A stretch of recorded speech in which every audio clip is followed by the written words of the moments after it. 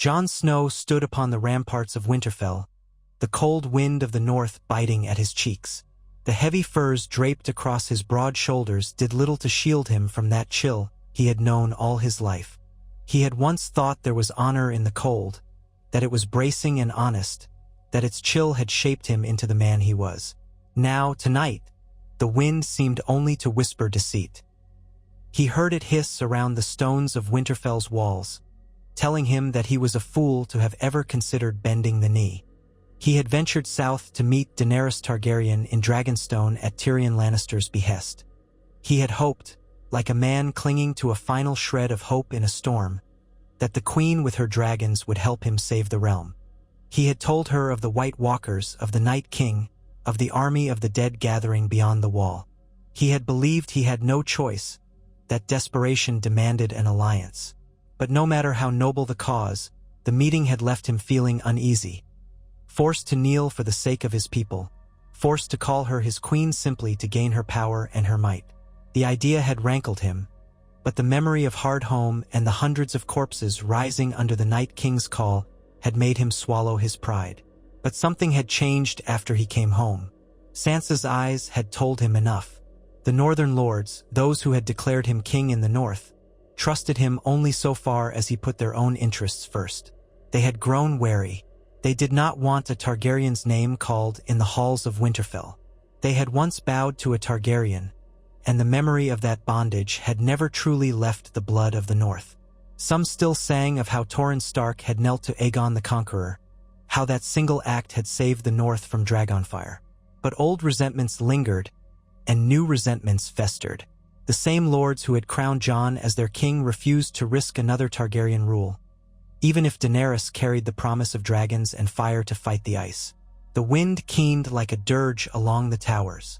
He looked down at the courtyard lit by torchlight. Ghost, his direwolf, roamed near the gate, a ghost-white shape flickering in and out of the shadows. Jon closed his eyes for a moment, pressing gloved fingers to the chill stone of the parapet. He felt the weight of a decision he had never thought to make. He would refuse Daenerys Targaryen, who had come north expecting him to formalize their alliance. He would keep the North whole and sovereign, a kingdom that bowed to no southern queen, no matter how many dragons she commanded. He had tried to explain it to her in the Great Hall a day prior, after she had arrived with an impressive retinue. The Unsullied, the Dothraki, and, most importantly, Drogon. When that monstrous black dragon had soared overhead, its roar had shaken the bones of the castle itself. The northern men in the courtyard had quailed, some flinching or crying out at the sight of the beast's sinuous neck and leathery wings. Once Daenerys stepped off its back, Sansa had eyed the Targaryen queen with cool politeness. Arya had lingered in the shadows, slipping silently along the edges of the courtyard, assessing every new face. Bran had hardly seemed present at all, and Jon had stood in the center of them all, caught between that majestic, terrifying presence and the uncertain loyalty of his own people. Yet the moment came when he quietly, but firmly, told Daenerys Targaryen that his people would never accept a southern ruler.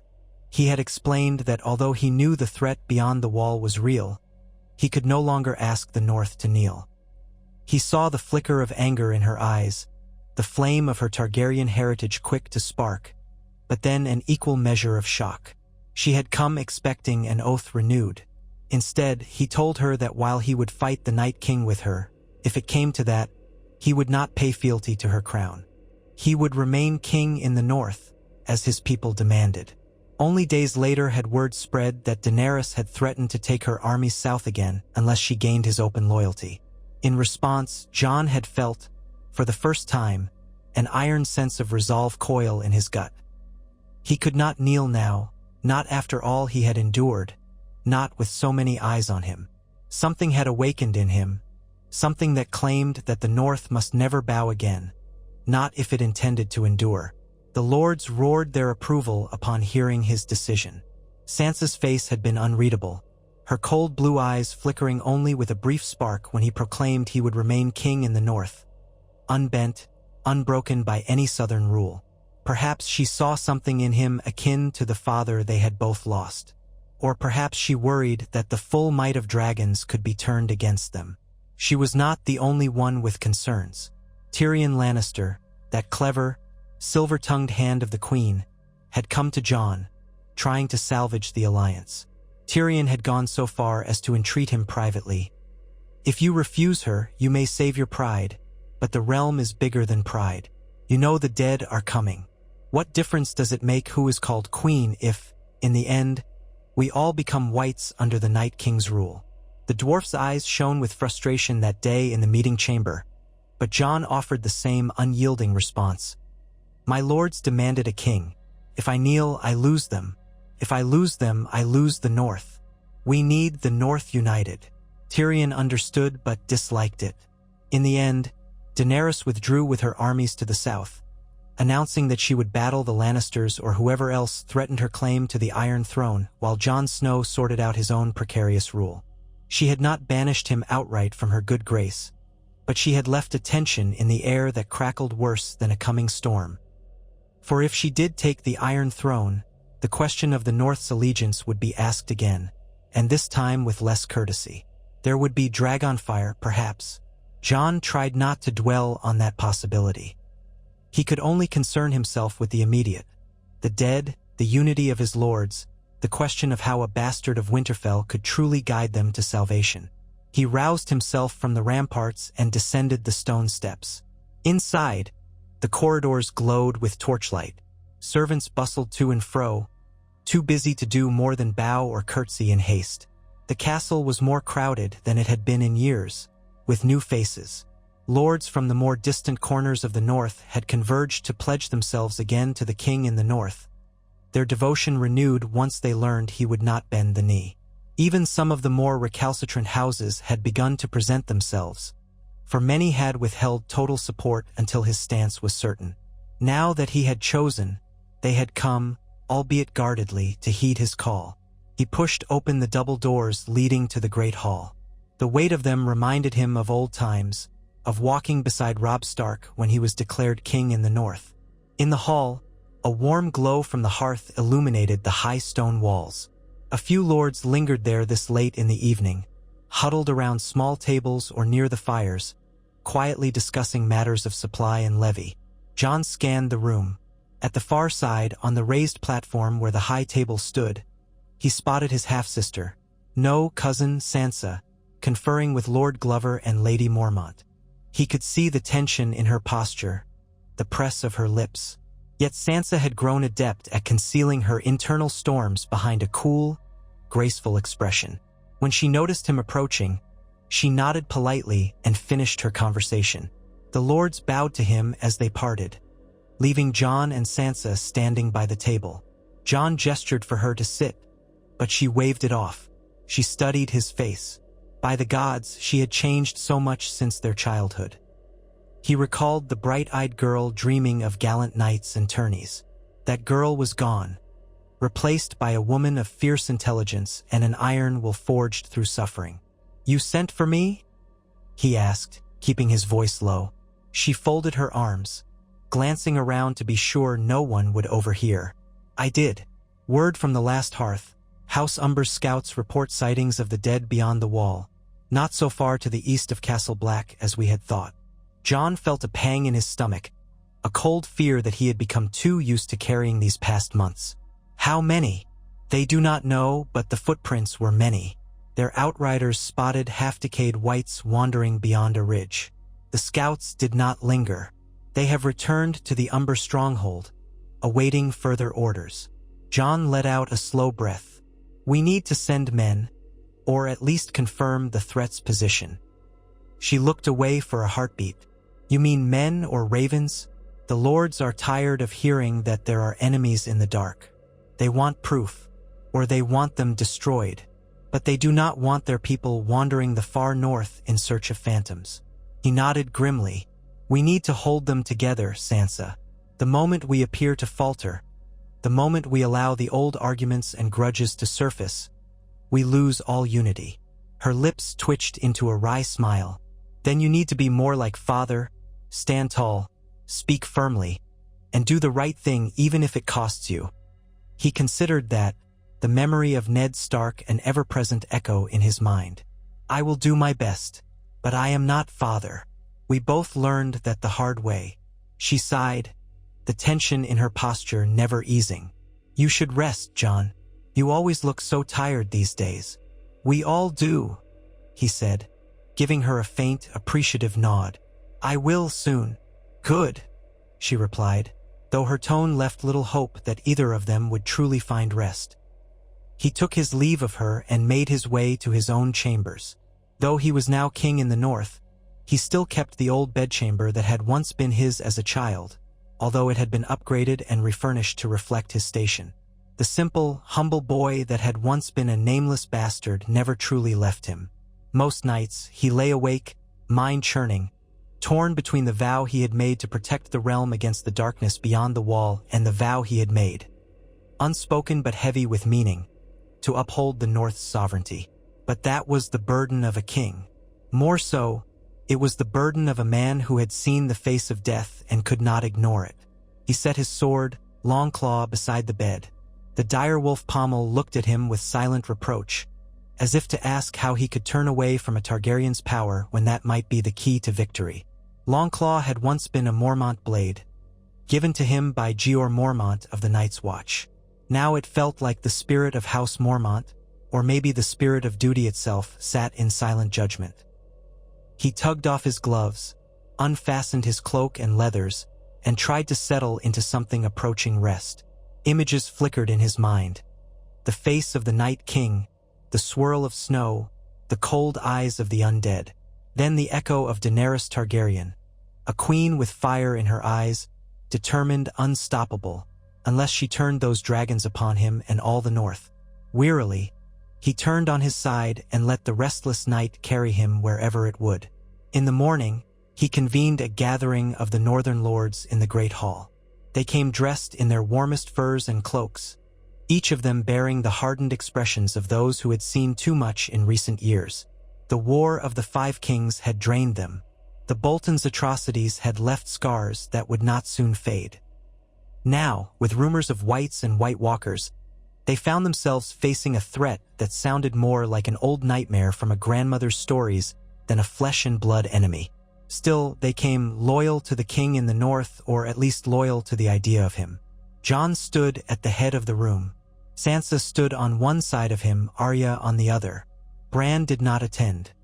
He rarely did, lost as he was in his new identity as the Three-Eyed Raven.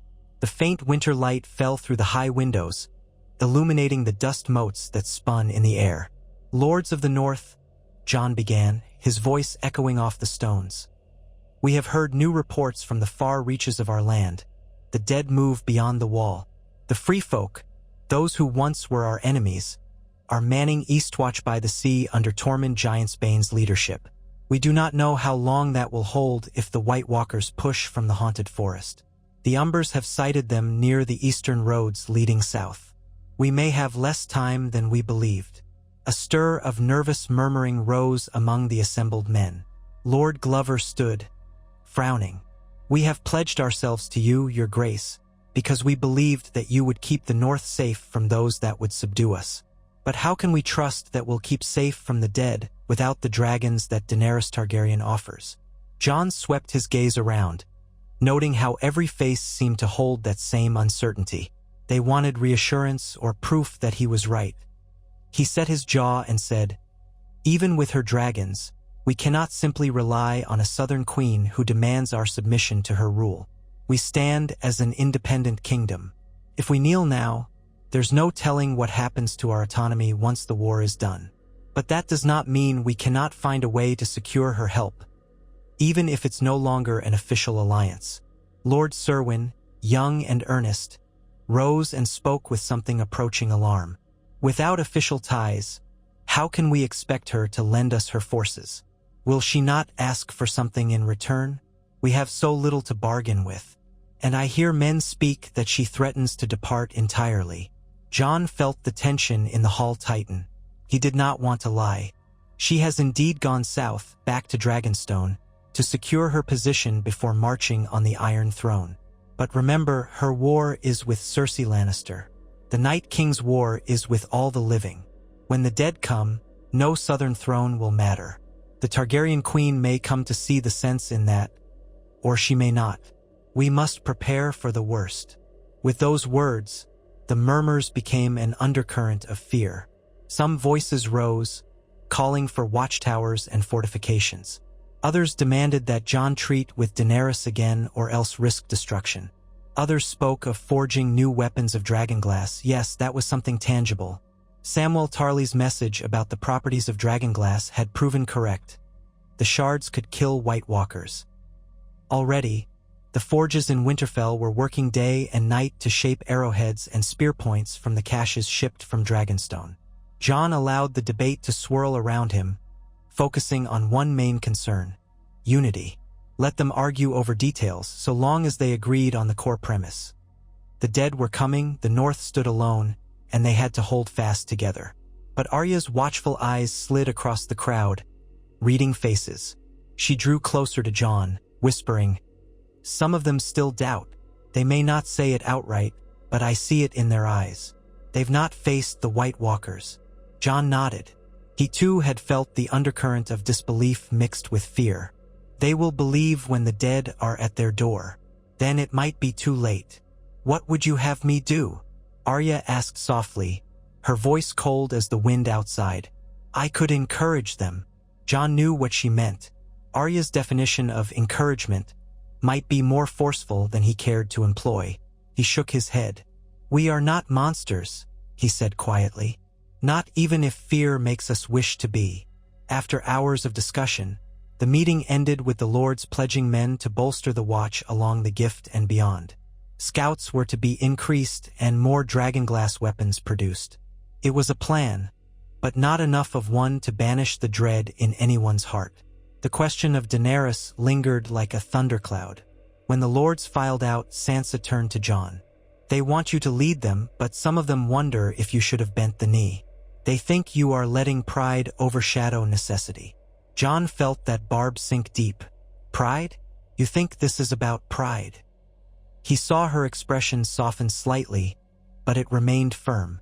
"It might not be about pride for you," she replied, "but for them it can appear that way." He took a breath, forcing calm. "If I kneel, I lose them. That's what I keep saying. They would see it as betrayal. We just reclaimed the North from the Boltons. How would it look if we surrendered our independence so soon after gaining it?" Sansa lowered her gaze, conceding the point. "I know," she murmured. "I only hope it's the right choice." He rubbed his brow, weary. "So do I." In the ensuing days, letters came by Raven from the south. Daenerys Targaryen engaged Lannister forces near the Rose Road, according to rumors gleaned from travelers. Tyrion sent a careful note, describing how the dragons had broken the Lannister lines in a fury of fire, but also describing how every move southward stretched Daenerys's resources thinner. The note ended with a simple plea. "The threat you described is real, I know, but so is the threat to her throne. Perhaps a gesture of goodwill from you would remind her that the living must stand together. A gesture or anything that might remind her that you are not her enemy." Jon held the parchment for a long time after reading those lines. He cared not for gestures that cost him the loyalty of the North. Yet that small voice in him, a voice that had once pleaded with him to bend the knee because it was the only way, whispered that perhaps he should still find some olive branch. Something that would ensure that, when the time came, Daenerys would not leave the North to freeze and die alone. He left his solar and made his way through the corridors of Winterfell. The gloom of approaching night pressed in through the arrow-slit windows. He found himself outside the door of the library, a place usually quiet and unoccupied. To his mild surprise, he saw a dim glow from inside. Pushing the door open, he discovered Samwell Tarly huddled over an old tome, his face half illuminated by candlelight. Next to him, Gilly read from a battered scroll while the child Little Sam dozed in a cradle near the warmth of the hearth. "Sam," Jon said softly, a faint warmth in his voice. He was always glad to see Sam, perhaps his truest friend. When Jon had last returned from Castle Black, he had written to Sam, urging him to join him at Winterfell, for there was much work to do. And Sam had come, bringing Gilly and the child, trusting that here in the north they might be of better use than in the south. "Jon," Sam answered, lifting his gaze. "I was just looking through the older records. I found an account of the Long Night, or at least a partial account. References to the battle for the dawn. Many contradictory stories, but one consistent reference. Dragonglass, Valyrian steel, and the power of the children of the forest. Nothing specifically about the White Walker's weaknesses beyond that. But maybe it will help." Jon approached the table, eyes flicking across the open pages. The spidery script was near illegible. "Thank you," he said quietly. "Anything helps." Sam carefully closed the tome. "How are the lords taking your decision?" "Well enough," Jon answered. "Many are still uncertain. They want to trust me, but they also do not want to see their fields burned by dragons if Daenerys Targaryen decides we're defying her." He took a seat across from Sam, exhaling slowly. "I need to make a gesture, Sam. Something that shows her we're not the enemies she imagines. Something that reminds her we fight the same war." Sam watched him curiously. "And what kind of gesture would that be?" Jon shook his head. "I don't know yet. I only know that if I do nothing, she may well let us face the dead alone. Or worse, she might think to punish us for what she sees as rebellion." Quietly, Gilly looked up from her scroll. "Could you send her something to help her war against the Lannisters? As a sign of respect?" Jon frowned. "Such as men or supplies?" Sam answered gently, "We can't spare men. If we send men south, we leave ourselves weaker against the dead. Supplies are scarce. Winter is setting in. Every harvest we have is precious." Gilly pursed her lips. "Yes, that's true. But maybe not an army. Perhaps some knowledge. You said yourself that, if the living are to stand together, you want to remind her. Maybe there's information about the Targaryens or King's Landing that could help her. You have no love for Cersei Lannister, do you?" Jon considered it. It seemed too meager, but perhaps knowledge could be a currency of its own. He and Sam continued discussing it for a time, though nothing they produced sounded quite right. Then they spoke of other matters, such as new shipments of dragonglass from Dragonstone that had arrived before Daenerys left. Jon had insisted on paying what he could. Furs, some bushels of grain, anything that might keep the transaction honest. But the Targaryen queen had accepted no payment at the time, saying that the fight against the dead was payment enough. Now he wondered if she regretted that generosity. After bidding Sam and Gilly goodnight, Jon retreated once more to his chambers. That evening, no rest found him. He recalled the dark memory of Eastwatch, the time he'd glimpsed the Night King upon a frozen lake. The pale, eerie figure had raised scores of the dead with one silent gesture. The only reason Jon and his companions had survived was Daenerys and her dragons arriving at the last possible moment. Then Viserion had been slain, turned into an undead monstrosity that eventually shattered the wall. That was how it had gone before. But here in this turning of events, perhaps Daenerys might not come at all. Perhaps their fates would be different. The thought made him shudder. When dawn broke, he rose. Another day of making decisions, hearing pleas, balancing demands. So it went for many days. The lords pressed for fortifications. The blacksmiths hammered out the new dragonglass armaments. Ravens flew north and south, carrying messages of half-truths and urgent requests. Winter's chill settled deeper over the land, dusting the roads with snow and freezing the lakes. Weeks passed, and the tension between the North and Dragonstone hovered like a blade poised above them all. Eventually, news came that Daenerys had scored a partial victory over the Lannisters at a battle by the Blackwater Rush, but had not dared to press her advantage into King's Landing for fear of losing more men and outriders.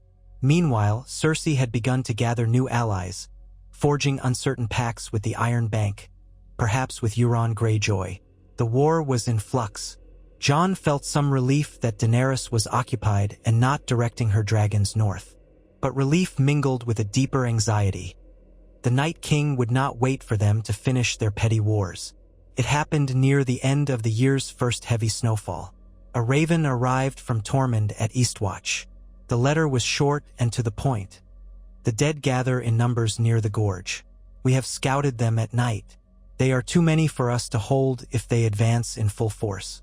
The note ended with a grim postscript. They have giants. White giants. We saw them from afar. Jon could almost taste the fear in Tormund's words.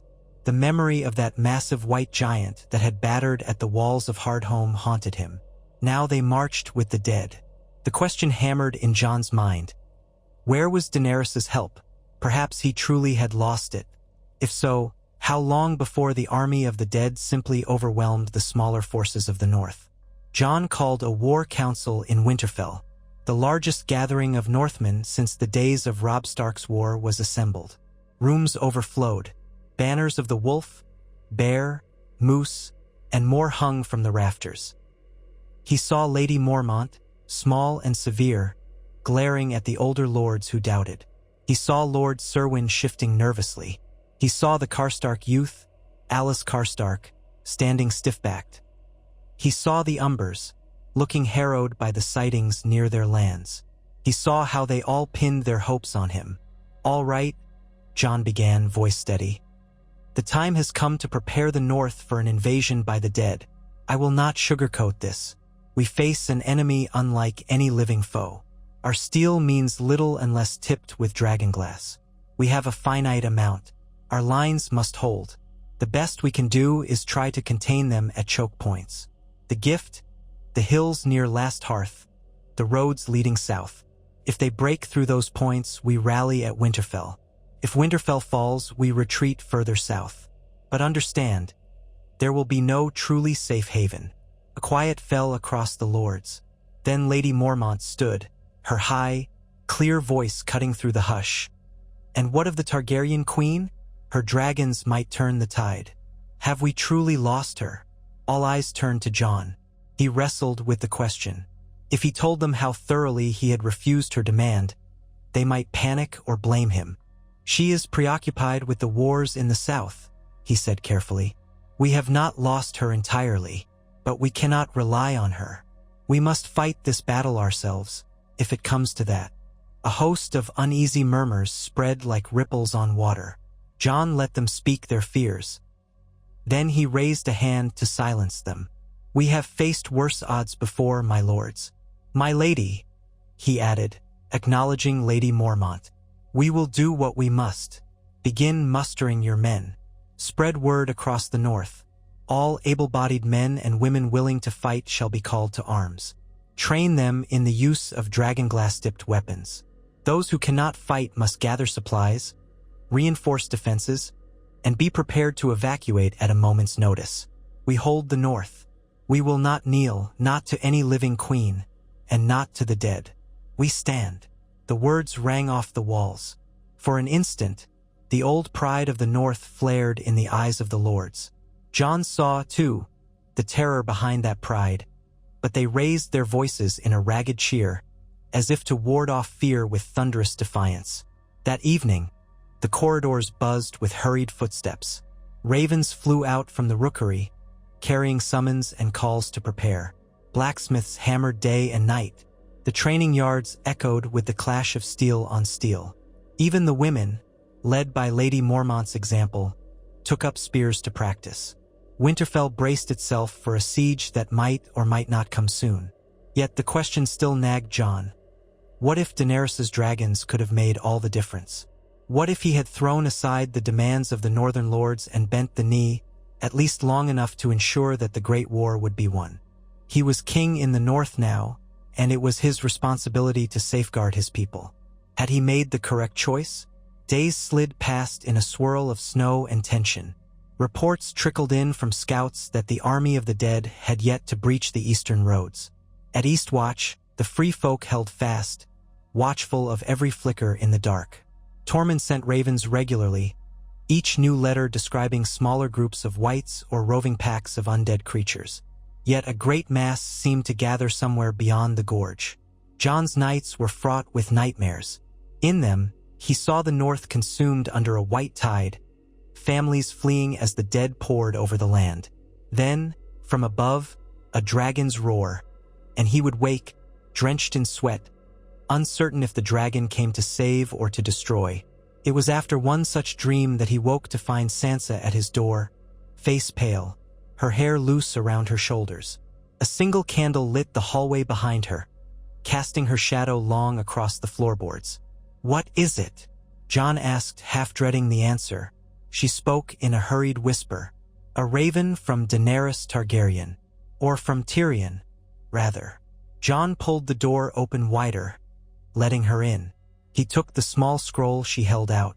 She stood nearby, arms wrapped around herself. Jon broke the wax seal and read, "King Jon Snow, we have received your ravens describing the intensifying threat. Her Grace the Queen has also received conflicting advice about how to proceed. Yet, though you refuse to bend the knee, she has not forgotten what lies beyond the wall. The living must not war amongst themselves when a greater foe lurks in the north. Her Grace proposes a truce. When the dead come, we shall put aside all disputes of claim and throne. We will march north with dragons, should you request it, provided you give your word that when this war is done, the north will not move against her. She does not ask for fealty. She asks for peace. If you can agree to such terms, send word by raven. We will come. If not, we must each fight our separate battles. Yours in hope, Tyrion of House Lannister, Hand of the Queen." Jon stared at the words, heart pounding. A chance. He read them again, ensuring he had not misunderstood. Daenerys did not insist on his oath of loyalty, only that, once the dead were vanquished, he not turn his armies against her. He exhaled. The feeling of relief mingled with the old wariness. Would the Northern Lords see it as a trap? Would they claim that this was just a prelude to Targaryen conquest? Sansa's voice pierced the silence. "Well," he lifted his gaze to her. "She offers a truce. She won't force me to kneel.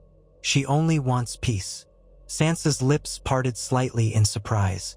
That's more than I expected. She must be desperate for allies against Cersei. She may have realized that a fractured kingdom weakens her cause. Jon nodded, scanning the scroll once more. "If I refuse, we stand alone against the Night King and his army. If I agree, we gain dragons and the might of her forces. But the North will be uneasy, especially after all that's happened." Sansa stepped closer. "They will accept it if you frame it as the only rational path. Even Lady Mormont might not object if it requires no kneeling. We need her help, Jon. You know we do." His jaw tightened. "I do know. The question is whether the Lords will see it that way." In the end, the choice was clear. Jon could not condemn his people to fight alone. He penned a reply, "Your Grace, the North accepts your truce. We promise peace in good faith so long as you do not move against our lands or our sovereignty. If the war is won and both our forces remain standing, the North shall do no harm to your rightful pursuits in the South, as long as our own independence is respected. We welcome your forces to assist in the defense of the realm against the Night King. Signed, Jon Snow, King in the North." That next day, the ravens departed Winterfell. The city braced for the possible arrival of Daenerys Targaryen and her armies. Rumors spread among the small folk and the soldiers. Some were excited, some afraid. Many remembered how, in times of old, a Targaryen burned Harrenhal to the ground. Others whispered that, with dragons on their side, the dead would have no chance. The entire North seemed to churn with anticipation. Weeks passed before word came. Indeed, Daenerys would march north with her forces, but she had battles yet to settle in the south. She had to subdue or neutralize Cersei's attempts to outflank her. The timeline remained uncertain. Until then, Jon and his people stood watch, uncertain if Winter's Fury or the White Walkers might arrive first. Amid the waiting, he walked the ramparts again, the wind howling. Ghost padded beside him, large and silent. Snow had begun to pile thicker. The training yards teemed with men and women at dawn, practicing with spears. He felt proud of his people, how the Starks of old had endured countless hardships. They were made of iron. Now they would face the darkest challenge yet. He paused to watch Arya in the courtyard, sparring with Brienne of Tarth. The clash of steel rang out. Despite the cold, a crowd gathered to watch. Arya moved with deadly grace, parrying Brienne's powerful strikes with ease that defied belief. Sansa stood at a distance, arms crossed, a flicker of concern in her gaze. Jon knew she worried for Arya, for the darkness and skill that lay behind that slender frame. But Arya seemed to relish the challenge. When the spar ended, both Arya and Brienne nodded in respect, though Arya's smile was thin. Jon turned from the sight, returning to his own thoughts. He found himself waiting for word of Daenerys' approach, half anxious, half impatient. He wondered if the unstoppable Targaryen queen would truly come. He pictured her astride Drogon, fire beating back the endless night. Or, if the cold overcame them, that same fire turning to ruin upon a frozen battlefield. The endless speculation gnawed at him. At last, the horns sounded from the walls, riders approaching the castle. Jon hurried to the battlements. Through the swirling snow, he saw a small outrider group bearing the Targaryen sigil, led by the Unsullied with their tall spears. Farther behind came lines of men, the Dothraki with their araks and fierce stances. Less numerous than they had been in earlier stories, perhaps whittled down by battles in the south, but still formidable. And overhead soared a dragon, black wings beating the air, a roar splitting the sky. The sight sent a tremor through Winterfell's defenders. Some cried out in awe or fear. Jon felt that same flutter of dread in his chest, remembering the monstrous power that had nearly scorched the Lannister army. It was no small thing to invite a dragon's rider to your home. He descended the steps and strode to the courtyard. Lords and knights lined up, forming a corridor of watchers. Sansa stood at his side, back stiff, face poised. Arya hung at the edges, eyes glittering with some private feeling. Bran remained in his chambers, uninterested in the pomp. The gates groaned open. Grey Worm led the Unsullied in, their disciplined formation silent and imposing. Behind them thundered the Dothraki, whooping in excitement at the swirl of snow, some leaning forward to stare at Winterfell's gates as if it were a curiosity. The crowd parted as Daenerys Targaryen rode in on a white horse. She was cloaked in furs, silver-white hair braided in a regal style, face set like carved marble. Beside her rode Tyrion, face hidden behind a thick scarf, eyes narrowed against the cold. As Daenerys dismounted, the courtyard hushed. The swirl of falling snow seemed to intensify, an eerie hush blanketing the meeting. Then Jon Snow stepped forward. They stood a pace apart. Her violet eyes searched his face. He recalled the last time they had stood face to face, how tense it had been. Now, even though they had forged a truce by Raven, an air of uncertainty hung between them. Jon broke the silence, his breath misting in the frigid air. "Your Grace, welcome to Winterfell." She inclined her head. "Thank you, Your Grace." She cast a quick glance around the courtyard.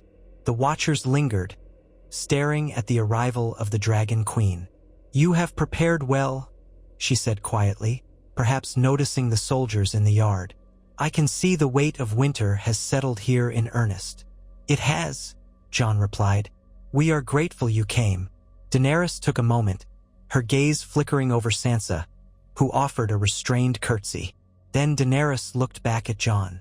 "I did not come only for you. I came because the threat is real. Tyrion has told me enough of what you have faced. I believe it. I know what the Night King can do." Her voice was resolute, her manner calm. "We stand with the North against the dead. Once we have destroyed that threat, we can see to the matter of realms and thrones." Jon nodded slowly. The watchers around them let out a breath that seemed collectively held. The tension eased, though many wore uncertain frowns. "We thank you," Jon said, bowing his head. "I'll have your men shown to quarters. We've prepared what we can, though we have limited resources. Winter is here, and the harvest was not as bountiful as we would have liked." She did not miss a beat. "I understand. We will do what we can to provide for ourselves. I have supplies from the south, and the armies we bring are not as large as one might think. Many battles have trimmed our numbers." At that, she shared a glance with Tyrion. The dwarf gave Jon a small nod, though his expression was subdued. "Lead the way, Your Grace," he said with a polite gesture. Jon beckoned them onward, leading Daenerys and her retinue into the castle proper. The lords parted to let them pass, some bowing grudgingly, others too struck by the presence of the queen and her fearsome soldiers to do much more than stare. The entire column of Targaryen troops made their way to the designated barracks and encampments beyond the walls. Tyrion, Daenerys, and the closest advisors took up temporary lodgings in the keep, near the halls where the largest fires roared. The approach of night forced everyone inside to warm themselves, so a grand feast of sorts was assembled, though it was more meager than typical feasts. The North had to ration what it had. Jon, at the high table, sat with Sansa, Arya, and Daenerys. Tyrion, Ser Jorah Mormont, and Missandei were nearby. The presence of Lady Mormont just down the table drew a few sharp glances. Her house name matched Jorah's, after all, but she was too proud to acknowledge it much. The meal consisted of hot stews, roasted turnips, salted meats, fresh bread, and ale. Hardly the bounty one might hope to serve a queen, but it was what the North could spare. Daenerys accepted it graciously, though Jon wondered if she found the meal lacking after so many southern banquets. At times, the conversation was stilted. Jon did his best to lead discussions about the White Walkers, the fortifications near the Gift, and how Daenerys's dragons might be used for reconnaissance or swift strikes. She listened attentively, interjecting questions. The lords, for their part, kept quiet for the most part. Tyrion offered occasional quips to lighten the mood, but his usual wit seemed subdued by the sober nature of their predicament. In the flickering torchlight, Jon noticed that Daenerys looked weary. There were faint shadows under her eyes, a tightness at the corners of her mouth. She had fought a brutal war in the south, and now she was here, beyond the neck, in a land that did not welcome her. Yet, ironically, they needed each other. The tension ran under every word they exchanged. He heard the occasional scraping of knives on plates, the hush of voices. A sense of impending calamity loomed above them all. When the feast ended and the lords began to disperse, Daenerys asked if she might see the crypts of Winterfell. Jon hesitated. They were a sacred place to House Stark, but she was a guest and one who had, at the very least, extended an olive branch. So he agreed, taking a torch and leading her down the winding staircases into the cold, musty darkness beneath the castle. The stone pillars rose like a forest, the statues of old kings and lords of House Stark lining the crypt in silent vigil. Daenerys walked quietly, eyes sliding over the ancient tombs. "Your family lies here," she said softly. "Yes," Jon answered, the torchlight casting strange shadows on the carved stone faces. "My father, Ned Stark, is buried here." Daenerys paused, a strange expression passing across her face. "He was your F.A. Yes." Jon wondered if she recalled that Ned Stark had been a rebel against her father, Aerys too. Perhaps she also recalled that Ned was the one man said to have kept his honor above all else. Whatever her thoughts, she said nothing more of it. She merely looked at the statues as they walked deeper. Jon found himself remembering a time when he had come here as a child, standing in front of the statues of great Stark ancestors, feeling like he did not belong. He was a bastard, after all, with no true place among these honored dead. Yet here he stood, king in the north, guiding Daenerys Targaryen of the house that once ruled them all. At length, she spoke again, her tone subdued. "I was told once that the Starks are bound to the north by blood and loyalty. That is why Torrhen Stark knelt, to spare his people from fire. Now you have chosen differently.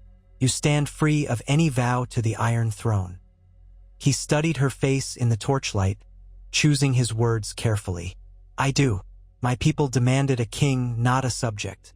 After everything that happened with the Boltons, the Lannisters, they do not trust anyone else to rule them. And perhaps neither do I." Her eyes flicked to him, searching yet not unkind. "I understand loyalty. I have demanded it all my life. It is not easy to let go of the idea that I am the rightful queen of the Seven Kingdoms. But perhaps this war against the dead is the more urgent matter. When that is done, we will see if we can coexist. I would prefer that to yet another bloody struggle." Jon felt a measure of relief at her words. He nodded, heart pounding. "So do I." They continued a short way in silence, until Daenerys asked, "Is this the tomb of Lyanna Stark?" He froze for a heartbeat. "Yes," he said, voice tight. The statue of Lyanna Stark lay just ahead, a beautiful, somber effigy. The memory of what Bran had told him months before rang in his mind. Rhaegar Targaryen and Lyanna Stark were his true parents. She was his mother. Her brother, Ned, had lied all those years to protect him. And Daenerys was Rhaegar's sister, Jon's own blood relative. It was a secret that weighed on him like a mountain. He had not told anyone, not even Sansa. Only Bran knew. Sam suspected. But to Daenerys, he remained Ned Stark's son, a stranger who had once come to Dragonstone with pleas for aid. Daenerys looked at the statue, brow creasing. "Your aunt?" she murmured, unaware of the deeper truth. "She died before her time." Jon swallowed, forcing a neutral reply. "She did. My father never spoke of her much." The memory pained him. He could not tell if Daenerys suspected anything. Her expression was sad, thoughtful, as though considering how one woman's death had set a kingdom ablaze. At length, she tore her gaze from the effigy. "We should return. It's cold here, and we both have preparations to see to." Jon nodded, turning away. Together they ascended the stairs. Yet every step he took felt heavier with the knowledge he could never share. If she knew his true parentage, would she regard him as an ally, her nephew in truth, or a threat to her claim on the Iron Throne? His heart pounded. Not now, he told himself.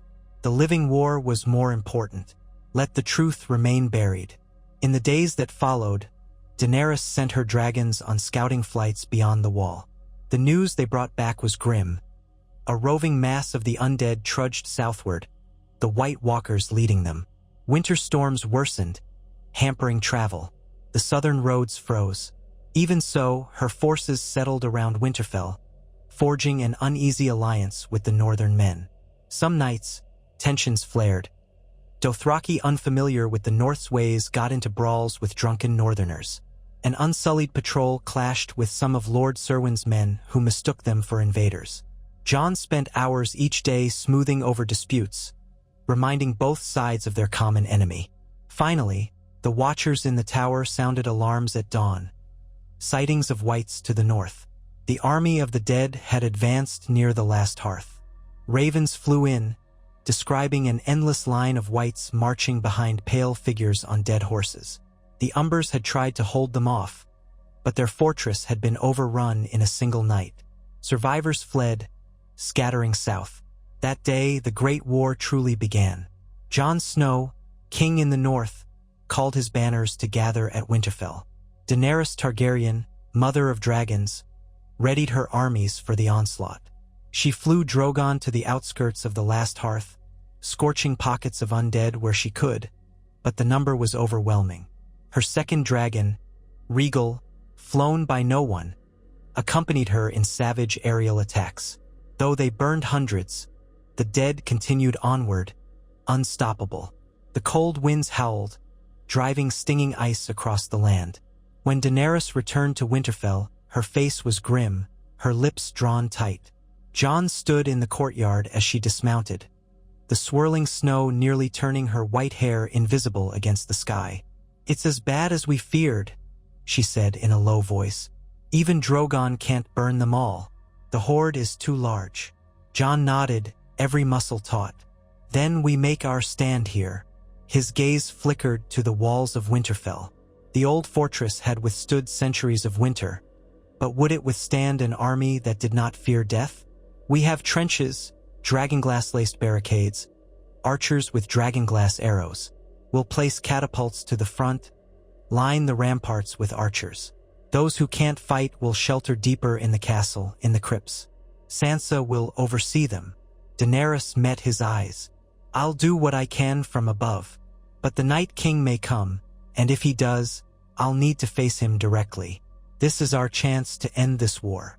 She spoke with a fierce determination, reminiscent of the day she had freed slaves in Meereen. Jon felt a sudden pang of fear for her. She had no idea how powerful the Night King truly was. "We do this together," he said, stepping closer. "I'll not let you face him alone." She gave a curt nod, though a flicker in her eyes suggested some unspoken question. "I have fought many battles, but none like this." "Nor I," Jon admitted. He hesitated a moment before placing a hand lightly on her gloved forearm. "Thank you for coming. If we survive this, I hope the realm can heal." She didn't reply, only gave him a solemn look.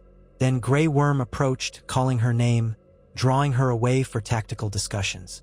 Jon turned away and began issuing orders to his own men, bracing them for the battle that would define their lifetimes, and perhaps the entire world of the living.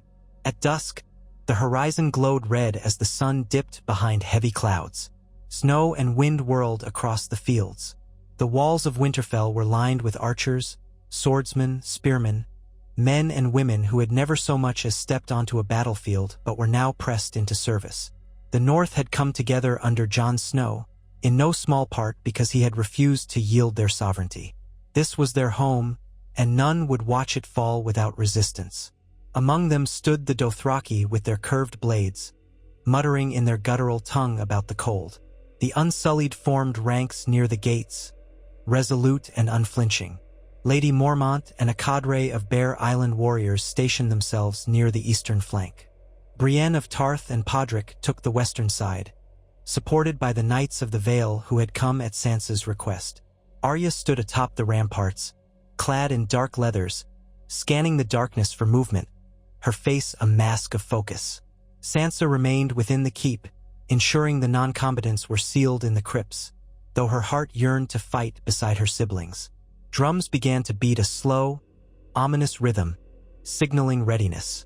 Torches flickered, the flames dancing in the biting wind.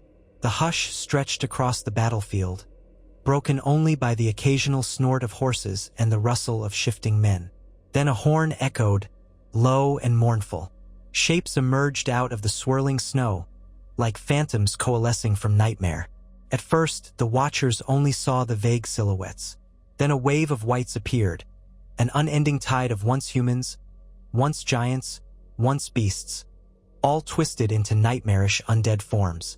Their eyes glowed pale blue in the gloom. No shouts or roars came from them, only a collective hiss and the rasp of skeletal limbs scraping against ice.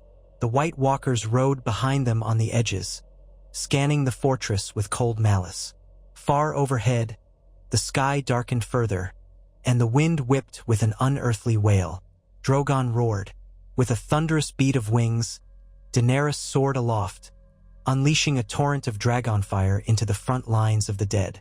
Bodies ignited, blackened shapes toppling and writhing. But still the others came. Rhaegal joined in, swooping on the other side of the field, his green form a blur amid the white. Jon raced along the battlements, calling for archers to loose flaming arrows tipped with yes. Jon wondered if she recalled that Ned Stark had been a rebel against her father, Aerys too.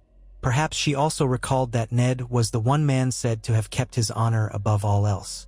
Whatever her thoughts, she said nothing more of it. She merely looked at the statues as they walked deeper. Jon found himself remembering a time when he had come here as a child, standing in front of the statues of great Stark ancestors, feeling like he did not belong. He was a bastard, after all, with no true place among these honored dead. Yet here he stood, king in the north, guiding Daenerys Targaryen of the house that once ruled them all. At length, she spoke again, her tone subdued.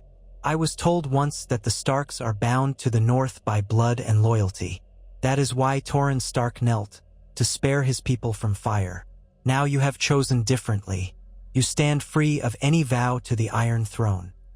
He studied her face in the torchlight, choosing his words carefully. "I do.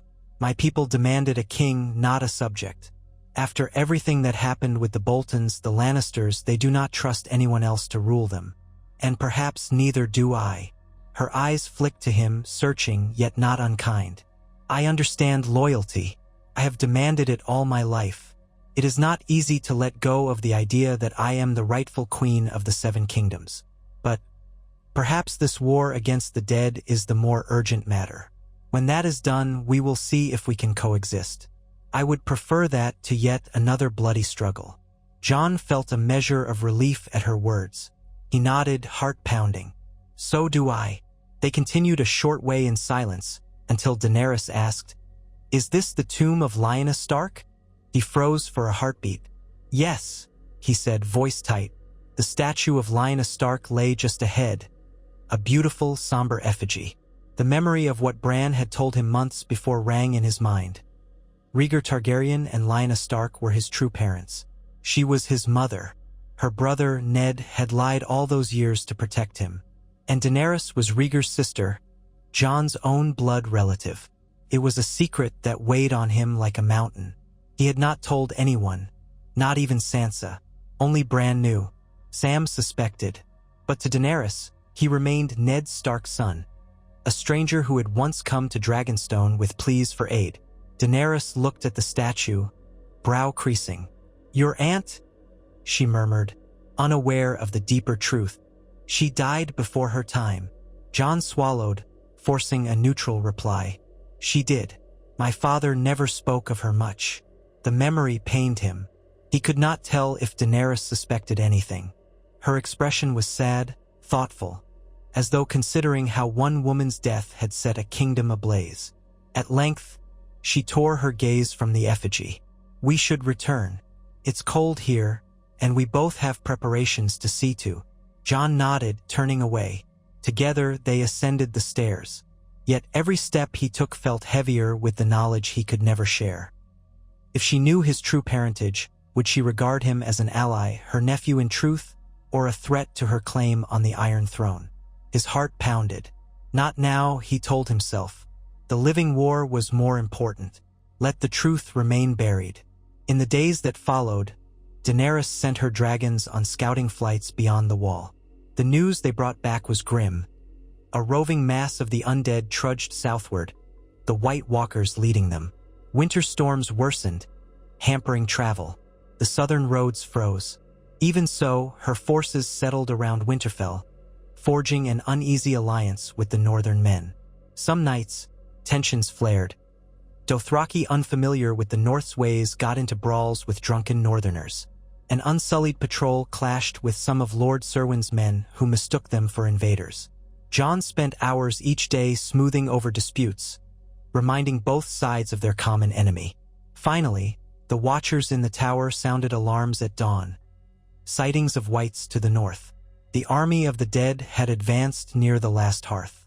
Ravens flew in, describing an endless line of whites marching behind pale figures on dead horses. The Umbers had tried to hold them off, but their fortress had been overrun in a single night. Survivors fled, scattering south. That day, the Great War truly began. Jon Snow, king in the north, called his banners to gather at Winterfell. Daenerys Targaryen, mother of dragons, readied her armies for the onslaught. She flew Drogon to the outskirts of the last hearth, scorching pockets of undead where she could, but the number was overwhelming. Her second dragon, Regal, flown by no one, accompanied her in savage aerial attacks. Though they burned hundreds, the dead continued onward, unstoppable. The cold winds howled, driving stinging ice across the land. When Daenerys returned to Winterfell, her face was grim, her lips drawn tight. Jon stood in the courtyard as she dismounted, the swirling snow nearly turning her white hair invisible against the sky.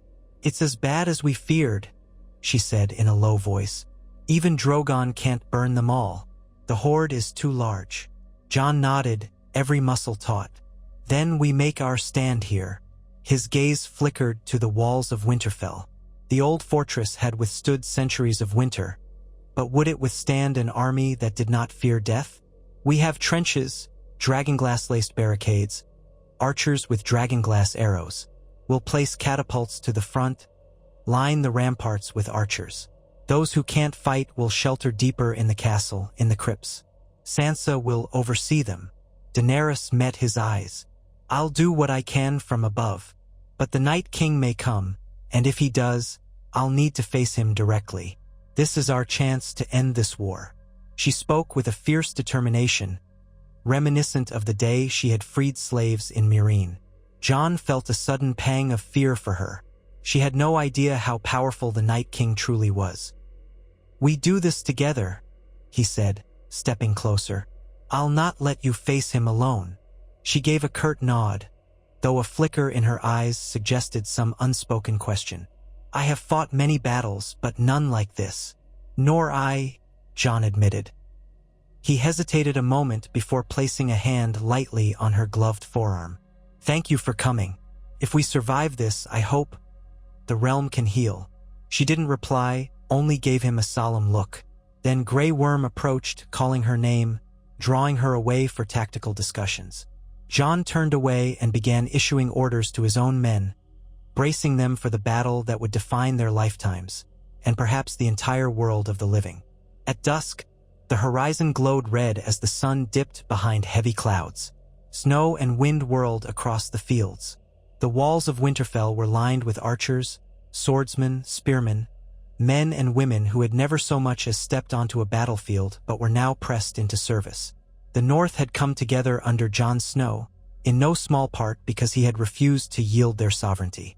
This was their home, and none would watch it fall without resistance. Among them stood the Dothraki with their curved blades, muttering in their guttural tongue about the cold.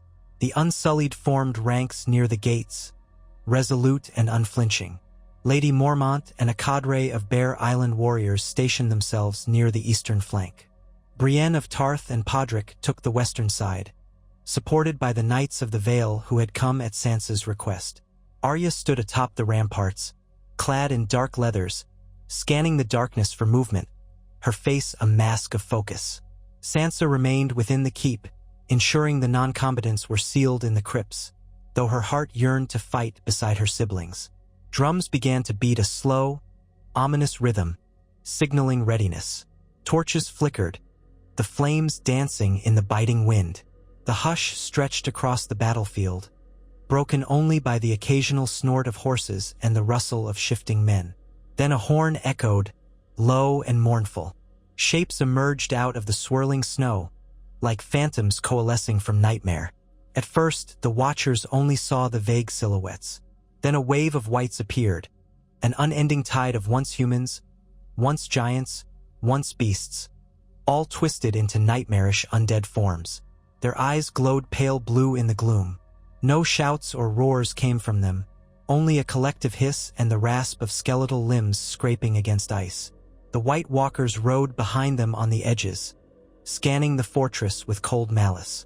Far overhead, the sky darkened further, and the wind whipped with an unearthly wail. Drogon roared.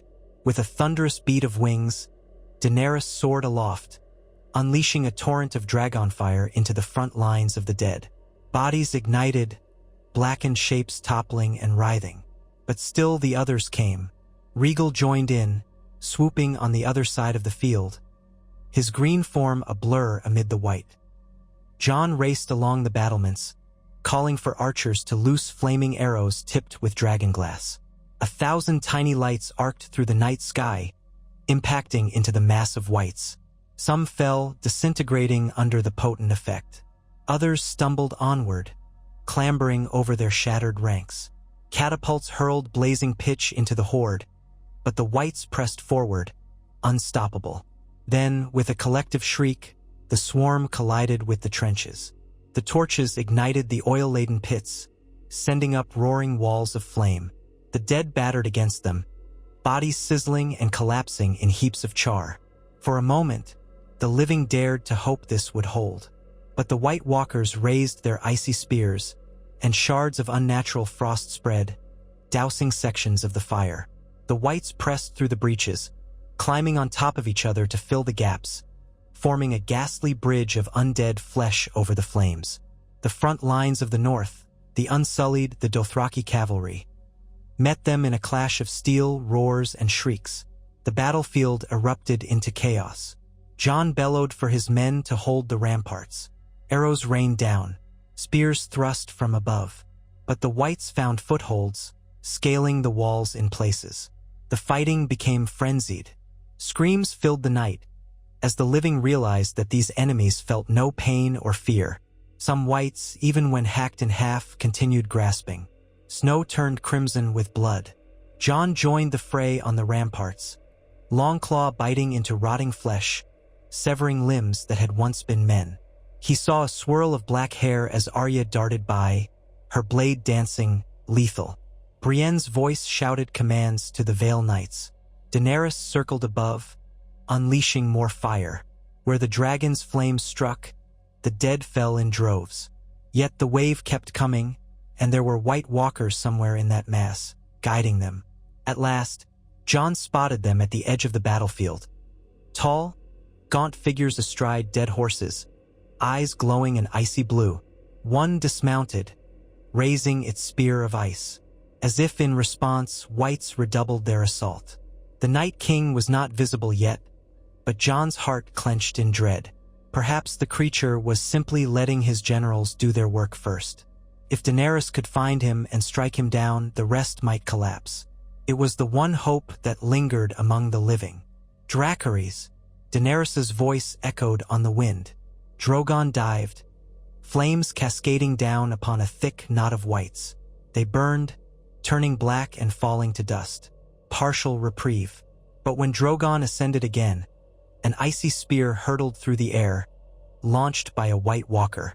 The spear missed by mere feet, clattering harmlessly to the ground. Yet the meaning was clear. They could bring down a dragon if they struck true. Jon's heart lurched. He didn't want to watch another dragon die, nor the queen riding it. The clash raged. The living fought valiantly, but the dead did not tire. The lines began to buckle, men screaming, the whites tearing at armor, biting flesh. A monstrous white giant smashed its fists against the gates, caving in wood and metal as the defenders frantically stabbed at it with dragonglass pikes. Finally, it toppled, but not before hurling men aside like rag dolls. The Dothraki lost many to the relentless wave. The unsullied ranks began to thin. Jon realized that unless the Night King fell soon, they would be overrun. He raced along the ramparts, cutting down whites in his path, searching for Daenerys' shape in the sky. Another swirl of fire, another thunderous roar as the dragons tried to carve a path. Through the flames, Jon glimpsed a dark figure standing beyond the burning field. A wave of dread washed over him. The Night King. He stood unmoving, a specter of frost. As if sensing Jon's gaze, the Night King lifted a dead hand. Whites that had fallen, along with many dead Northmen, began to rise anew. The terror of seeing the freshly slain draw breath, turning on their former allies, was too great. Some men broke ranks, stumbling back, horror etched on their faces. Jon knew the final moment was at hand. If the Night King raised the entire battlefield against them, they were lost. Then Daenerys and Drogon swooped low, charging straight at him. Fire erupted in a white-hot surge that engulfed the Night King's position. For a breathless instant, Jon dared to hope.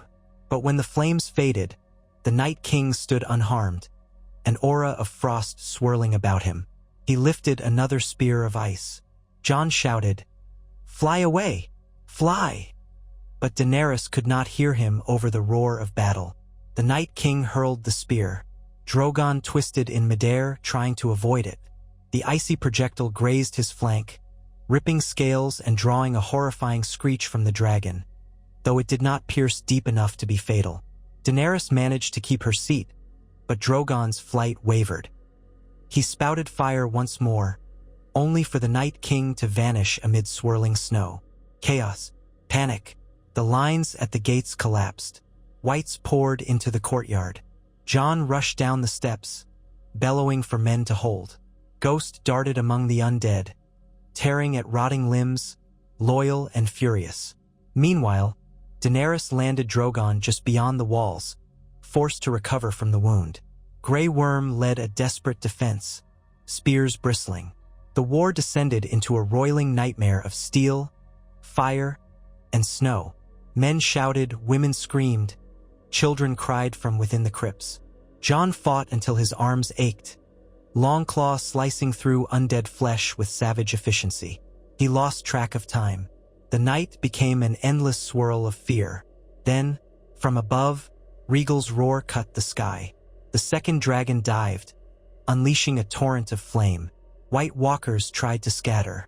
One was caught in the inferno, shrieking as it dissolved into shards of ice. Another flung a spear at Regal, missing. Jon took the chance and sprinted toward that White Walker, brandishing Longclaw. The creature turned, bringing up its own blade of ice. They clashed, sparks of frost and steel.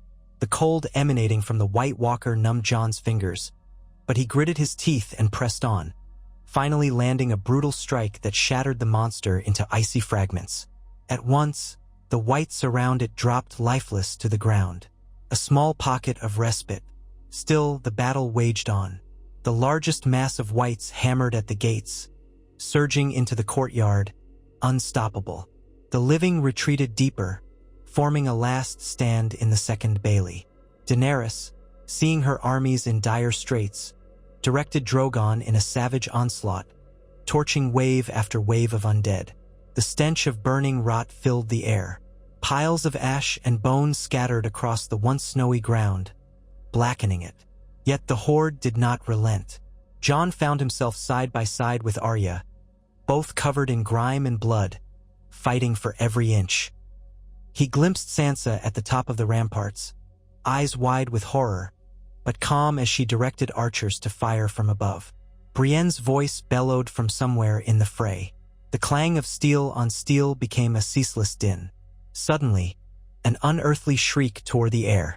The swirling snow parted, revealing the Night King astride a monstrous white dragon. The reanimated corpse of Viserion, wing membranes torn and ragged, pale blue fire dripping from its jaws. A wave of terror seized the battlefield. Viserion soared low, exhaling streams of that unnatural, icy flame. Where it struck, the living froze or shattered, screaming. Daenerys, seeing her lost dragon turned against them, cried out in anguish. Drogon roared, launching into the sky to meet its undead sibling. The dragons clashed in midair, the thunder of their battle shaking the very stones. Jon stared up, dread twisting his gut. The Night King aimed to kill Daenerys' last living dragons, and if he succeeded, all hope was lost. Regal roared as well, joining the savage aerial melee. But the Night King guided Viserion with merciless precision, batting away Drogon's attempts and spewing that deadly cold flame. Below, the whites seized the momentary chaos to renew their assault. Grey Worm and his Unsullied fought like demons, but they were outnumbered. The living ranks thinned by the heartbeat. At length, Daenerys brought Drogon up behind Viserion, unleashing a torrent of fire onto the undead beast. Blue flame met red fire in a blinding clash. Ice and heat collided. Jon shielded his eyes from the glare, feeling the air itself quake. High above, the Night King twisted, casting that same aura of frost that had protected him before. Drogon's fire parted around him, not quite reaching the white dragon's flesh. For a moment it seemed unstoppable. Then Regal crashed into Viserion's flank from below, jaws clamping down on the undead dragon's rotten wing. The combined assault forced Viserion off balance, the Night King clutching onto the beast's spines. Drogon circled around for another blast of fire. As Viserion writhed, the Night King lost his precarious hold and slipped, plummeting off the dragon's back toward the battlefield below. He landed among the whites with a force that cracked the ice. Yet he rose unhurt. With eyes glowing in rage, he lifted both arms. The dead around him surged up once more, forming a literal barrier of bodies between him and any attacker. Jon saw his chance. If he could reach the Night King now, perhaps with Longclaw and the help of Daenerys' dragons, they could end it once and for all. Jon sprinted through the gore and snow, Arya on his heels, slaying whites that converged on them. The undead parted only reluctantly under their blades. As they neared the Night King, the monstrous figure turned. That cold gaze fell on Jon. For an instant, Jon recalled hard home, that silent confrontation on the pier, the memory of his own deathless gaze. This time, Jon refused to falter. He lunged, swinging Longclaw. The Night King met it with a sword of ice. The impact jolted Jon's bones. He hammered at the foe, blow after blow, each parried with uncanny speed. Frost crackled around them, tendrils of icy mist clinging to Jon's cloak. Arya circled, searching for an opening. Then the Night King, with inhuman strength, hurled Jon backward. He crashed into the churned snow, dazed, as the cold blade descended. Arya sprang in from behind, lethal as a shadow, her dagger of Valyrian steel aimed at the creature's back. But the Night King spun with impossible reflexes, catching her arm mid-strike. He flung her aside like a rag doll. She hit the ground, gasping for breath. Fear clutched Jon's heart. He forced himself upright, staggering to intercept the next blow. And then the sky erupted with fire again. Drogon descended, Daenerys astride him, exhaling a concentrated inferno at the Night King. The wave of flame crashed over him in a deafening roar. The intense heat forced Jon to stagger back, shielding. In another war so soon. Many of them only fought now because the dead threatened us all. Our ranks need time to recover. If you mean to march on King's Landing, that is your choice, but I cannot commit my men to another battle at the moment. Daenerys nodded slowly, her gaze on him. I understand, and I gave you my word. So long as you do not move against me, I will not move against your kingdom. But your men will have a choice if they wish to fight for me or not. I won't deny them that. Sansa interjected softly. The North may well remain neutral in the coming war, unless some compromise can be found that benefits all sides. As you said, Your Grace, we must recover. A short silence stretched. The crackle of the hearth seemed too loud. Then, from the corner, Bran's voice murmured, We do not know what the future holds, but the dead are vanquished now, at least for this age. That leaves the living to decide how they shape the world. Everyone turned to him. Bran's expression remained distant, as though he were somewhere else entirely. After a pause, he continued, Whatever path we choose, we should remember the cost that came with victory. Jon felt a pang, recalling the swirling death on the battlefield. He could still smell the acrid stench. He forced his mind back to the present. We have enough urgent matters here, rebuilding Winterfell's defenses, ensuring we have enough shelter for the Queen's forces while they remain, and distributing what supplies we can. Let that be our priority in the coming days. Daenerys inclined her head at him. Yes, let us see to that first. She looked around the room. Tyrion, I'll want you to communicate with any lords in the south who might be open to alliances. Let them know the true threat is gone, and that we will look for peaceful solutions if possible. She turned to Sansa. Lady Stark, I will rely on your counsel regarding how best to store and ration the supplies we have. We should do it together in the spirit of this truce. We'll need a workable plan. Sansa nodded, carefully measured. Yes, I'll share the records of our grain stores, though they're not as large as we'd like. Some houses still have hidden reserves in their holds. The conversation circled around specifics. The logistics of merging Daenerys' troops with the local garrisons, how to handle repairs on the battered gates, where to dispose of the rubble. Arya said little, though she eyed Tyrion warily whenever he ventured too close. Lady Mormont's face remained a mask of stern resolve, occasionally offering a short remark about Bear Island's own needs. Grey Worm never took his gaze off Daenerys for long. It was the kind of uneasy cooperation that might hold so long as neither side pushed too hard. When, at last, they concluded, everyone rose with stiff limbs and hollow eyes. Sansa lingered near the hearth, exchanging a few final words with Tyrion in a curt, polite tone. Arya slipped out the door silently. Jon turned to follow her but found Daenerys at his shoulder. Jon, she said quietly, may we speak? He hesitated. Davos glanced between them and offered a small nod, stepping away. Jon met Daenerys' eyes.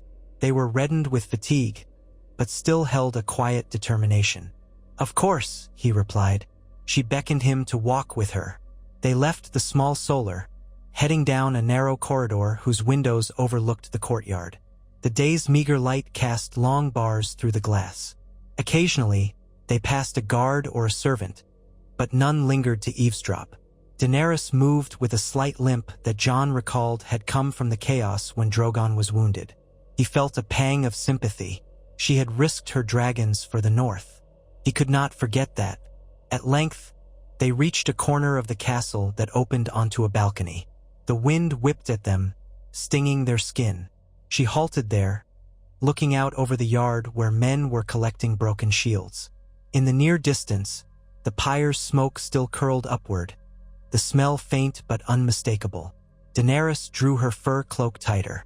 I know you might not want to speak of it now, but I must know. When this is all done, if we manage to rebuild to feed your people, will you remain apart from the rest of Westeros? I remember you said you would never bend the knee. But the lines we draw now, they could shape the future for decades, centuries. Jon's gaze dropped to the courtyard. I was chosen king in the north because my people needed a leader they trusted, one who would keep the north free from southern entanglements. I only asked for your help because the dead threatened all the living. Now the dead are gone. My lords might insist that we remain separate. Many of them don't want to see another Targaryen on the Iron Throne. She studied him in silence. There was a tremor in her voice when she spoke next, though it might have been the cold. Would you stop me if I went south to claim it? He turned to her, searching her face. I have no right to stop you. My duty is to the north. If you march south, I expect many lords here will simply watch and wait. I cannot speak for all of them, but I suspect they'll stay out of it unless they believe you'll come for their lands next. He paused. You said you'd respect the North's sovereignty. She inclined her head. I did. A gust blew a strand of her hair free. She tucked it behind her ear. We lost so many. My Dothraki and Unsullied have fought 2 wars for me, freeing Essos from slavers, then braving the horrors of this cold land to save the realm of the living. I owe them a better future than endless war. But Cersei sits the throne in King's Landing. If I leave her unchallenged, eventually she will strike at me and all who stand with me. I cannot let their sacrifices be for nothing. Jon felt that tension coil in him again, a sense of dread for the realm. I understand. The question is how to avoid more bloodshed if possible. Or how to minimize it. She exhaled, breath misting. For now, I will focus on our immediate needs. That's all any of us can do. But soon, there may be letters from lords who would prefer me over Cersei. We must be ready. He nodded. The wind tugged at them both, and for a moment, he was acutely aware of the space between them. Once, he had flown on Drogon's back with her, seeing the scope of their fight laid out on the ice. That memory felt dreamlike now, overshadowed by the living nightmare of the battle. I'll help where I can, he said softly, but I won't be the one to drag the North into another war. Not if I can help it. A faint, sad smile tugged at her lips. I know. Thank you, Jon. They parted without another word. He watched her go, cloak swirling, hair catching the winter sunlight, and he felt the gulf of uncertain future widen between them. He told himself it was simpler this way. He was king in the north, she was a Targaryen with claims on the Iron Throne. Their alliance, tenuous though it was, had served its purpose. Now that the dead were vanquished, old fault lines would reemerge. Yet as he turned away, the memory of her fierce, determined face lingered in his mind, and a small, inescapable ache stirred in his chest. By the day's end, the survivors had begun a more organized cleanup. Snow had fallen again in the afternoon, dusting the corpses with a thin white blanket.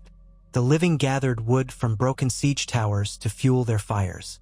Far from the walls, the remains of whites and white walkers were scattered in pieces, some half-melted from the dragonfire. Samwell Tarly, along with Gilly, moved among the remnants, quietly cataloging anything that might provide more knowledge of the now-vanquished threat, though the White Walkers, in death, had left little behind but shards of ice and ephemeral impressions. Jon had seen Sam earlier, kneeling by a cluster of fallen men, reciting the prayers of the Seven as best he could. There had been tears in Sam's eyes. Jon understood. Sam had lost friends in this war. They all had. Somewhere in the confusion, Arya had vanished again. She often took to walking along the ramparts, silent as a cat, and few people dared approach her.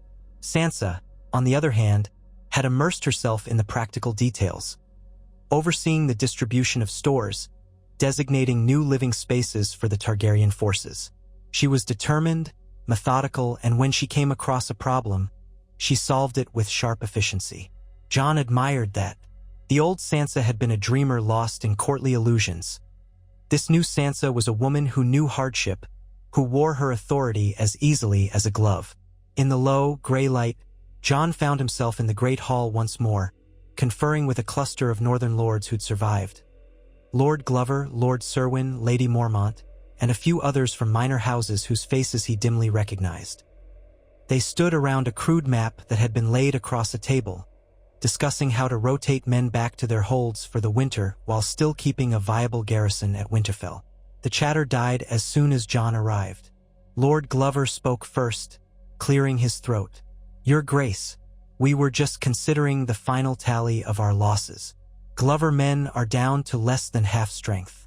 The Serwyns have lost even more." Jon looked around the table, seeing the strain on their faces. "I'm sorry. You all fought bravely. I wish it had cost fewer lives." Lord Serwyn shook his head, eyes rimmed red. "We knew the risk. We're just thankful you found a way to defeat the Night King. But now there's the question of what to do with the Targaryen Queen and her armies. We've heard some talk of them staying through winter." Jon nodded. "They may need to, at least until they recover. The dragons were injured. Her men are exhausted. We'll do our best to share provisions, but it will be tight. Our priority is to ensure no one starves." An uneasy ripple passed among them. Lady Mormont spoke up, her voice clear despite the bandage on her arm. "We must see that the Targaryen forces don't impose any further burden on the small folk. My people are fierce, but we're not a wealthy house. Still, if you say it's necessary, I'll do my part." Jon inclined his head. "Thank you, Lady Mormont." He let his gaze drift across the others. "I understand your concerns, but Daenerys Targaryen fought alongside us. We owe it to her men to offer what hospitality we can spare." Lord Glover scowled slightly. "Hospitality is one thing, but there's talk among the men, fear mostly, that once she recovers, she'll turn her dragons on us to force the North back under the Iron Throne. Some question whether we've exchanged one threat for another." Jon's jaw tightened. He pushed aside a flicker of annoyance. "She gave me her word that she'd respect the North's independence. Her war is with Cersei Lannister, not with us. For now, you have my assurance that we remain free." A tense silence. Then Lord Serwyn sighed. "Very well, Your Grace. We trust you. I only hope the Targaryen Queen keeps her word." Lady Mormont gave a curt nod. "So long as the North is safe, we'll stand by you. But if the Queen shows signs of intending to subjugate us, we'll be prepared." Jon stared at them, aware of the precariousness. "That's all I can ask. I'll continue to speak with her. In the meantime, see to your men, bury the dead, salvage what we can from the battlefield, and be mindful of the winter storms. Reports say they'll worsen in the coming weeks." They murmured assent and dispersed, each returning to their grim tasks. As Jon watched them go, he felt the old swirl of conflict in his gut. He understood their fears. The North had paid dearly for past alliances with Targaryens. Yet Daenerys had proven herself. If it hadn't been for her dragons, they might all be whites now. She deserved a fair chance, if not trust outright. He rubbed his temples, wishing he could find clarity. 3 days passed. The snows came and went, sometimes flurries, sometimes heavy squalls that blanketed the roads and made travel difficult.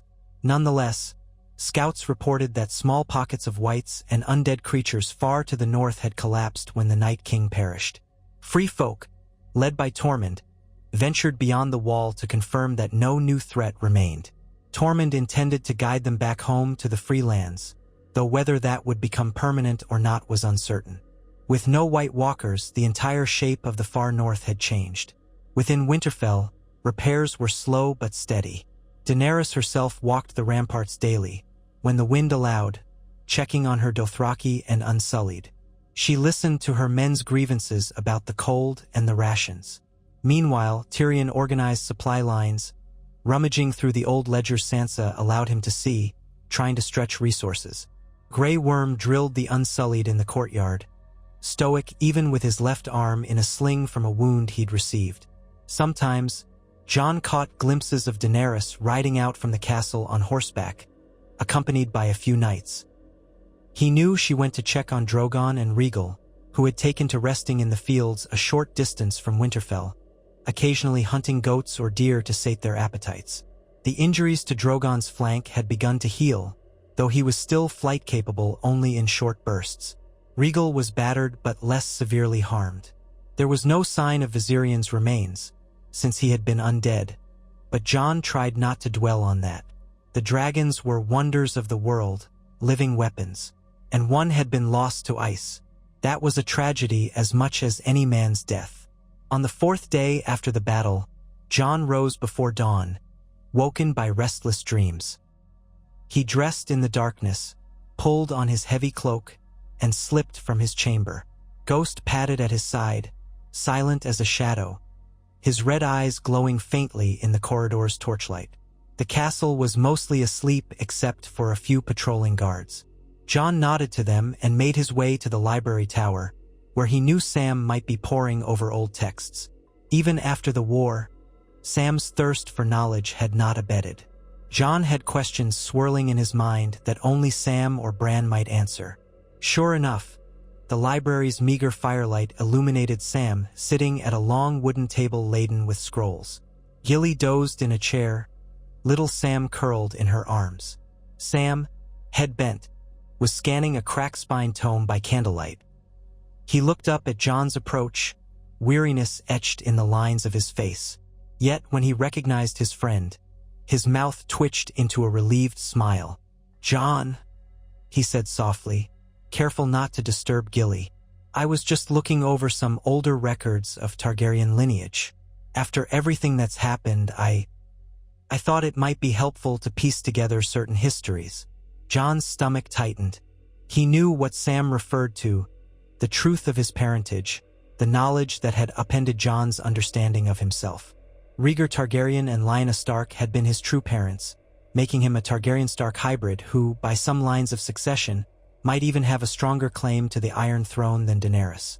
He had wrestled with that secret every day since Bran told him, uncertain if he should share it or bury it forever.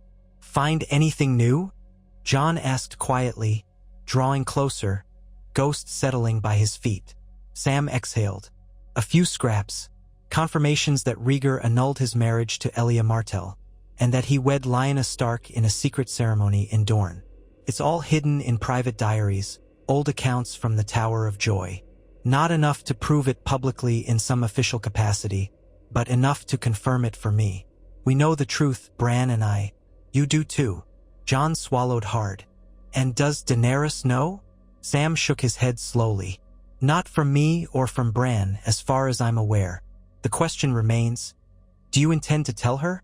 Jon stared at the flickering candle. He felt a wash of dread, not because he feared Daenerys' wrath, but because of the unstoppable chain of events that might follow. I don't see what good it would do, Sam. She's saved us all. She has her armies, her claim on the throne. If the realm discovers I'm Aegon Targaryen, it could shatter any fragile peace we have. The North only follows me because I'm Ned Stark's son. But if they learn I have Targaryen blood, some might brand me a pretender. Others might demand that I claim the Iron Throne to unify the realm behind a male Targaryen. Could spark war. I don't want that. Sam's gaze was sympathetic. I know, but you carry this secret on your shoulders. So does Bran. It's a burden, and a secret of that magnitude rarely remains hidden forever. Sooner or later, someone else might discover it. Jon let out a bitter chuckle. I died once. The gods gave me a second chance, and now it seems I can't escape the consequences of being who I am, who I truly am. Sam closed the book gently. You're still Jon Snow, no matter what name your father gave you. The man I knew on the wall, the man who fought for the living. That's who you are. Jon's throat felt tight with emotion. Thank you, Sam. He inhaled a shaky breath. For now, I think we keep this quiet. The war against the dead has ended, but the realm is not stable. If Daenerys marches south, we can't risk dividing the North's loyalties over me. I won't claim a throne. Let her rule, if she can unite the southern lords against Cersei. Let me keep the north safe. That's all. Sam studied him thoughtfully. As you wish, Jon. I trust your judgment. Just remember that secrets have a way of surfacing when least expected. Jon nodded, stepping back from the table. Aye, they do. He paused, glancing at Gilly and the sleeping child. Have you thought about going south with her armies if that day comes? You have a son. The north can be harsh, especially in winter. Sam offered a soft smile. Gilly and I have discussed it. For now, we'll stay. There's much work to be done, and I believe knowledge is needed here, especially if we're to help rebuild. But in the future, who knows? We might find a place somewhere warmer. Jon patted Sam's shoulder. We're lucky to have you. I'll let you rest now. With a last grateful look, he slipped out of the library, ghosting down the corridor with Ghost close at his heel. The rest of the morning was a blur of tasks. Conferring with Sansa about rationing, instructing the guards to search for hidden caches of wild game in the Wolfswood, ensuring the castle's well was protected against freezing. Everywhere he went, he felt the eyes of his people on him. Some grateful, others fearful, all of them uncertain. Word spread that Daenerys might eventually leave to wage a southern war. Whispers circulated about whether the North would remain truly free or be drawn into further bloodshed. Jon gave no promises other than that he would protect the North from any who threatened it, Targaryen or Lannister alike. A week after the victory, the heavy snows abated for a time, granting clearer skies. Rhaegal took flight again, soaring in lazy circles above Winterfell. Drogon stretched his wings in the plains to the west, scattering the remaining wildlife. Daenerys and Tyrion walked the perimeter, deep in conversation about how best to approach the southern lords. Jon, wanting to keep an eye on things, accompanied them. The cold stung his cheeks, but the sun glinted on the snow in a rare, brilliant display. As they rounded a corner of the castle, approaching the stables, Daenerys asked, "Has there been any word from King's Landing?" Tyrion shook his head. "None. I sent ravens describing the outcome of the war against the dead, urging a peaceful resolution. Cersei hasn't responded. Perhaps she's ignoring us. Perhaps she's regrouping. Knowing my sister, she's plotting how to strike back at the earliest opportunity." Daenerys's breath caught in the cold air. "Then we must be prepared. If she amasses an army, we'll need allies of our own. The Dornish, maybe. The Stormlands. The Riverlands. There must be lords who hate Cersei enough to remember her father's tyranny and the wars that followed." Tyrion cast a sideways glance at Jon. "King Snow, your father's best friend, was Robert Baratheon. The Stormlands might respect the memory of Ned Stark's camaraderie with the late king. Is there any chance we could secure them as allies? Perhaps through your influence?" Jon's jaw clenched. The Stormlands have likely been in disarray since House Baratheon's downfall. Stannis is dead, Renly is dead, and Gendry is the only Baratheon bastard I know. He might have a claim if legitimized, but that's not my call to make. And he's busy forging weapons in our smithy. Daenerys considered that. A blacksmith with the blood of House Baratheon? Perhaps that could be useful. If I recognized him as a legitimate Baratheon, he could become the Lord of Storm's End. Then the Stormlands might rally behind him. Jon felt a stab of unease, uncertain how Gendry would react to suddenly becoming a political piece. You'd be wise to speak to Gendry directly before making any decisions. He's earned the right to choose his own path. He fought bravely against the dead. Tyrion nodded. That might be a conversation for another day. For now, we see that the war machine in King's Landing lies still. There's also Euron Greyjoy. We've heard rumors he's patrolling the seas. We have Yara Greyjoy, who might align with us if we help her reclaim the Iron Islands. So many pieces on the board. He sighed. In the best of worlds, we'd solve this with a council, not a battle. But Westeros rarely gives us that luxury. They reached the stables. A pair of Dothraki stood outside, speaking in hushed, guttural tones. They nodded respectfully to Daenerys. She offered a small smile and entered the stable. Inside, the air was warmer, thick with the scent of hay and horseflesh. Jon caught sight of a few northern grooms working alongside the Dothraki, an odd sight that only months ago would have seemed impossible. The Dothraki's traditional braids clinked with bells, and they seemed uneasy indoors, but they were trying to adapt. Daenerys patted a dark stallion's flank. "He's recovering well," she murmured to one of the Dothraki, who gestured at some healing wound on the horse's leg.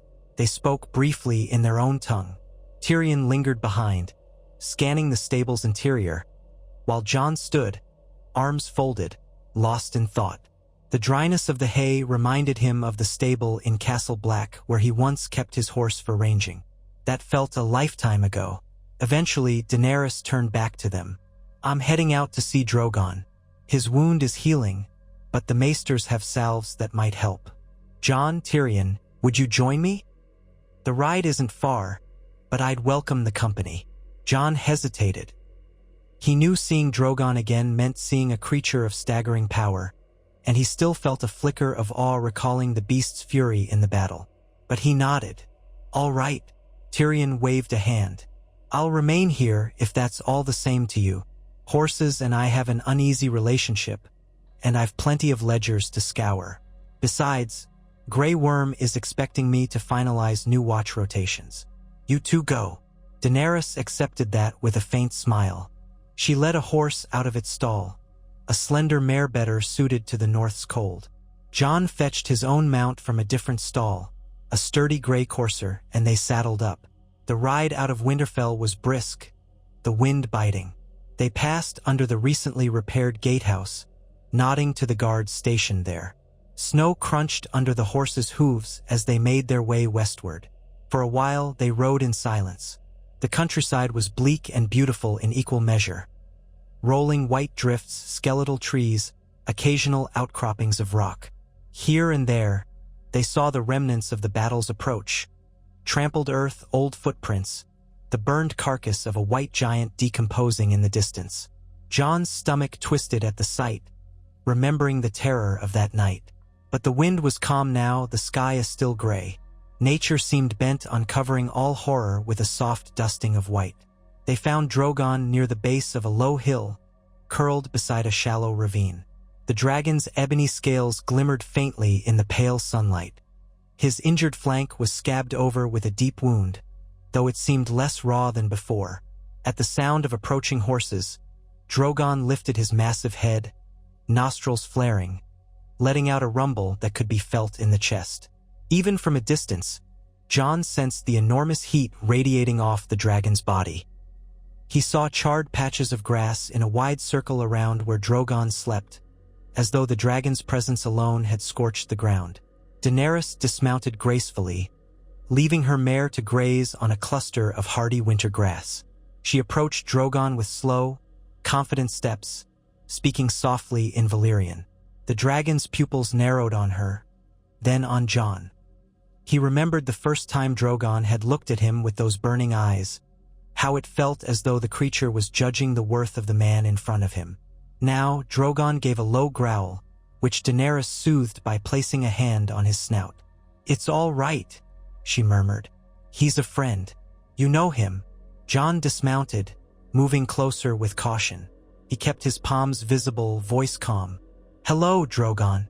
The dragon gave another rumble, exhaling hot breath that warmed the icy air. Jon noticed the thick scarring along Drogon's flank where the Night King's ice spear had grazed him. Nearby lay scattered bones of some animal Drogon had hunted, half buried in the snow. Daenerys kneeled by the wound, gently cleaning away bits of ice and dried blood. She applied a salve from a jar that she'd brought. Drogon hissed once at the sting, but allowed it, pinned by her presence. Watching them, Jon felt a pang of wonder. She was fearless in her tenderness, and the dragon responded with an almost docile acceptance. It was a bond he could scarcely comprehend. When Daenerys finished, she stood. "He's healing better than I feared," she said quietly. "I was so afraid that spear had gone deeper. We were lucky, or blessed." Jon nodded. "We'd have lost without him, without you." He looked up at Drogon's massive head, remembering the bright roar of flames that had saved so many men. "Thank you, Drogon," he said softly. You did good. The dragon's eyes flicked toward him, that unreadable reptilian stare. Jon almost thought he sensed curiosity. With a soft growl, Drogon shifted, tucking his wounded side more comfortably against the earth. Daenerys brushed some snow off her cloak and turned to Jon. How are you holding up? She asked in a subdued voice. You've barely had a moment's rest since the battle ended. He shrugged. I've had worse. I died once, remember? A ghost of a smile tugged at his lips. She tried to smile back, but the weight of sorrow seemed to press on them both. I do. I wish, she trailed off, eyes shifting to the horizon. This realm doesn't allow much room for rest, does it? We finish one war, and another looms. Jon exhaled, stepping close enough that they spoke in low, private tones. You've carried a heavy burden too. 2 wars, the loss of Viserion, your men, your friends, and still you press on. Once I envied your sense of purpose, but now I see how it takes its toll. She brushed a strand of hair from her face, the corners of her mouth tense. Purpose can become its own prison. I've always believed I was meant to free the oppressed, break the wheel of tyranny. Yet here I am, grappling with the reality that my quest for the throne might lead to more bloodshed. I don't want to be a tyrant. I don't want to force men to die for me. But how else can I secure a lasting peace if Cersei remains? And if I simply leave the realm to her, what did we save it for? Jon wanted to offer some simple reassurance, but he had none. I don't know, he confessed. I only know that war will come at a cost. The North cannot afford more death right now. My people have endured too much. A flicker of sadness crossed her features. I don't wish the North any harm. If there's a way to end Cersei's reign without ravaging the land, I'll take it. But she's cunning. She'll only yield by force. We must be sure that force doesn't destroy the realm we're trying to protect. Jon nodded grimly. Then I suppose the best we can do is plan carefully, gather allies. I'll do what I can to keep the North from interfering, unless you make enemies of us. She met his gaze. For a moment, he thought he saw a flicker of something softer there, a warmth that momentarily brushed aside the cares of thrones. But it faded as swiftly as it came. Thank you, Jon. It means a great deal that you still trust me. He nodded, uncertain what else to say. The winter wind swept between them, pulling at cloaks, sifting snow in the air. Drogon let out a deep rumble of contentment, burying his muzzle in the snow like a dozing cat. They stood in companionable silence for a short while, looking out over the stark expanse of the north. A few spindly trees dotted the horizon, their branches bare. The sun had begun its slow westward descent, casting long shadows on the white ground. At length, Daenerys sighed. I should return before dusk. We have one of our first shipments of southern grain arriving soon, courtesy of a merchant sympathetic to our cause. Tyrion wants me there to greet the wagon train. She moved to mount her mare, then paused, glancing at Jon. Would you ride back with me? Jon stroked his horse's neck, exhaling a cloud of vapor. Of course. They rode back in silence, side by side but separated by unspoken questions. Jon wondered if she sensed the larger secret that lay coiled within him. He thought of Sam's words. Sooner or later, secrets come out. But for now, he told himself they had enough burdens. Over the next weeks, Winterfell slowly shifted from a war camp to a precarious stronghold of uneasy peace. The combined presence of Northmen and Targaryen forces became a daily reality. The Dothraki roamed the open fields, sometimes clashing with wildling hunters. The Unsullied took regular shifts at the gates. Sansa and Tyrion developed an efficient, if wary, working relationship, organizing the rationing and the minimal trade caravans that braved the winter roads to deliver what goods they could. The cold lingered relentlessly, but occasional bright days allowed the battered fortress to see small glimpses of sun. Still, tension simmered under the surface. Whispers abounded that Daenerys intended to march south come spring to seize the Iron Throne.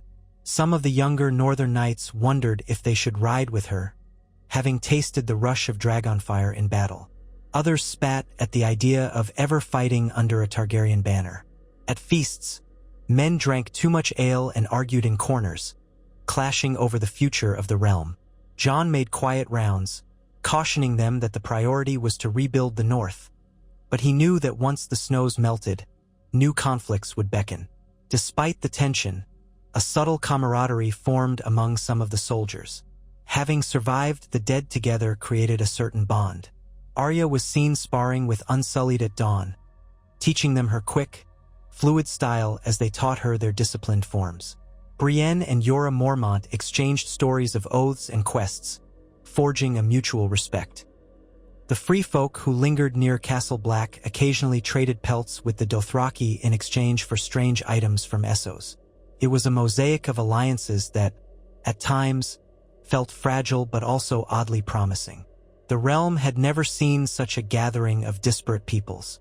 In the evenings, Jon would sometimes find himself walking alone beneath the weirwood in the Godswood, seeking the solace he'd once found in the quiet of the wall. The white bark and red leaves reminded him of the Starks who had come before. Ned, Robb, his mother Lyanna, though he'd never known her, and all the legends that had shaped this land. He would kneel by the ancient tree's tangled roots, letting the hush calm his racing mind. If the old gods answered, they did so in the swirl of wind through branches, or the faint creaking of ice settling over the pool. One such evening, as dusk deepened to twilight, he sensed movement at the edge of the clearing. He rose, hand on Longclaw's hilt, only to see Sansa step out from behind a trunk. She wore a thick cloak of gray, her auburn hair undone around her shoulders. A faint smile tugged at her lips as she noted his posture. "Apologies, brother," she said quietly. "Or should I say cousin?" Her voice held no malice, only a gentle teasing. They both knew the truth that Bran had revealed, but they maintained the outward facade to protect secrets. Jon relaxed. "I don't mind whichever you choose," he said, with a shrug that didn't entirely hide his unease. She approached, footsteps muffled by snow. "I came to pray, or to think, or both. It's been a trying day." She glanced at the face carved into the weirwood's bark. The old eyes seemed to stare past them, bleeding red sap like tears. "The lords are demanding more clarity on what will happen when Daenerys eventually leaves. Some fear she'll leave a garrison behind, maybe a dragon, to keep us in line." Jon's brow furrowed. "She hasn't indicated any plan like that to me." Sansa looked at him, searching his face. "You trust her, don't you?" He struggled to answer. "I trust that she doesn't want to rule the North through fear. She came here to help us against the dead, not to conquer us. Her war is with Cersei." Sansa nodded, but there was a flicker of doubt in her blue eyes. "I suppose time will tell. Meanwhile, winter deepens, and our supplies run dangerously low. If I cut the rations further, I risk open mutiny from the men. Yet if I don't, we'll run out before spring. Daenerys's southern shipments help, but they're not enough. Tyrion is trying to broker more deals with merchants in White Harbor, but the storms hamper travel by sea." Jon sighed. "I know. I'll speak to the men again. Remind them of the necessity of sacrifice. We didn't expect we'd have to feed 2 armies, plus the civilians who fled here after the Boltons' defeat and the undead threat. But we must manage." She offered a tired smile. "You've carried the weight of leadership for too long, Jon. I wish that father were here, or mother, someone who understood how to guide the North with the combination of strength and compassion we need." He laid a hand on her shoulder gently. "You have that strength and compassion, Sansa, more than you realize. You've saved us more than once. Led us to retake Winterfell, managed the day-to-day affairs while I was away. Don't doubt yourself." Her eyes glistened, though she kept her composure. "Thank you," she murmured. Then, after a moment, she asked the question that had lingered in her expression. "Do you ever regret rejecting Daenerys's alliance at first? Would we be in a better position if you had bent the knee from the start?" The question hung in the cold air, and Jon's heart clenched. "I did what I thought was right," he finally said. "I couldn't betray the trust of the lords who named me king in the North. If I had knelt, I would have lost their support.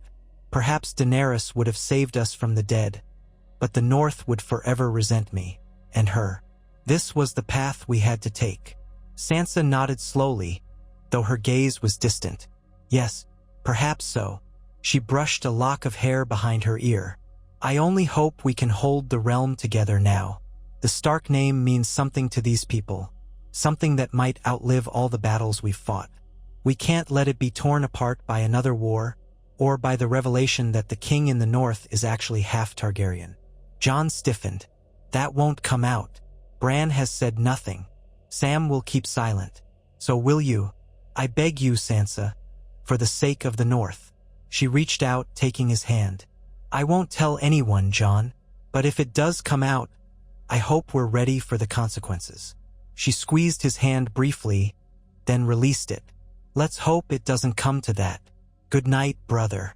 Or cousin. He managed a wan smile as she turned and left the godswood. The wind rustled overhead, stirring the red leaves to a soft hiss. Jon felt the tension coil in his gut again. Sansa was right. If the truth came out at the wrong moment, it could tear the fragile alliance apart. He stared at the carved face of the weirwood. Somewhere in that ancient visage, he tried to find an answer. But the old gods were silent. 2 more weeks passed. Food grew scarcer, tempers shorter. Fights broke out among the men over trifles.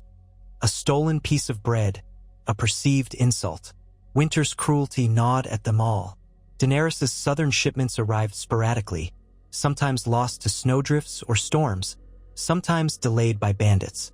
Yet each time a wagon train did reach Winterfell, she personally oversaw the distribution, ensuring neither her own forces nor the Northmen hoarded more than their share. That, at least, earned her some grudging respect from the local lords. Rumors from the south trickled in by Raven. Cersei had begun amassing sellswords, rumored to be from Essos, to bolster the Lannister troops. Euron Greyjoy still controlled many of the sea lanes, effectively blocking large-scale shipments from Essos to Westeros unless they went through him. The Reach, devastated by the war against House Tyrell, had no single ruling house to unify it. Dorne was in chaos following the deaths of Prince Doran and his heirs. The entire realm felt unmoored. Yet oddly, it was in that state of chaos that Daenerys found openings. Minor lords wrote to her, quietly pledging support if she should press her claim. Men who despised Cersei's cruelty. Tyrion drafted replies, carefully ensuring no open alliances formed too soon, lest they provoke an immediate strike from King's Landing. The plan, as far as Jon gleaned, was to gather enough support that when spring came, Daenerys could march south, seat herself at Dragonstone or Storm's End, and issue a final ultimatum to Cersei. Perhaps, with enough lords backing her, war could be avoided. Perhaps not.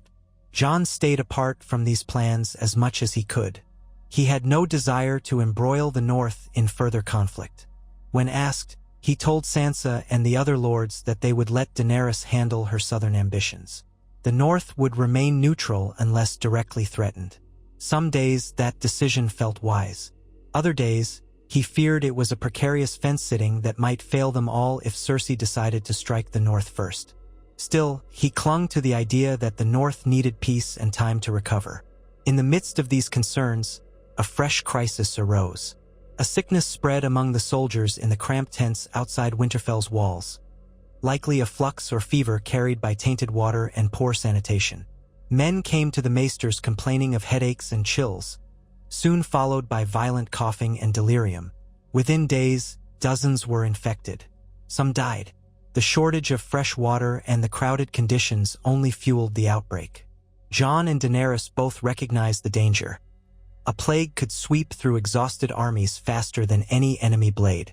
They convened an emergency gathering in the Great Hall, clearing away the cots of the injured to make space for a war council turned medical crisis briefing. Maesters from the Citadel hovered at the edges, faces drawn. One by one, they reported the symptoms, the patterns, and the grim outlook. Tyrion listened, face pale. Grey Worm, though stoic, had an undercurrent of dread in his posture. Sansa, too, looked anxious.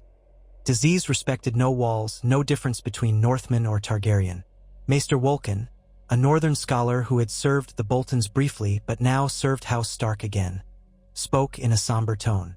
The winter fever has emerged in the north before, though rarely in this form. It's contagious, especially among those weakened by malnutrition or existing wounds. We need to separate the infected from the healthy immediately, or risk a full-blown epidemic. John ran a hand through his hair. We can put them in one of the outer keeps, isolate them there, but we'll need food and caregivers. We risk more infections among those who tend to them. Daenerys frowned, scanning the faces gathered. We have the same problem. My Unsullied are disciplined, but they're living in tight quarters. Even the Dothraki have some sick among them. If we keep them all in tents, the disease might spread faster than we can stop. Lady Mormont spoke up, her fierce voice slightly raspy from her own minor injuries. We can convert the old gatehouse into a makeshift infirmary. It's large enough to hold at least 50 men, separate from the rest of the castle. But we'll need volunteers to care for them, or we risk them dying alone. A hush descended. Everyone knew that caring for the sick meant risk of infection. Some men would balk. The maesters could only do so much. Finally, Davos spoke. I'll volunteer. The gods know I've seen enough sickness in my years on the Blackwater. I'm no maester, but I can help keep them comfortable. Jon and Daenerys exchanged glances. Jon found himself nodding in gratitude. Thank you, Ser Davos. I'll see what other volunteers we can gather. The important thing is to keep the sick separate, keep the water and food supply clean, and burn or bury the dead quickly to prevent further spread.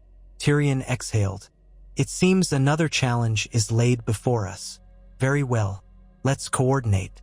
We can't let a plague decimate our armies after surviving the army of the dead. They broke into smaller discussions, planning the logistics. Jon oversaw the arrangement of the old gatehouse, ensuring cots were moved, windows shuttered to keep out the cold but allowing some ventilation.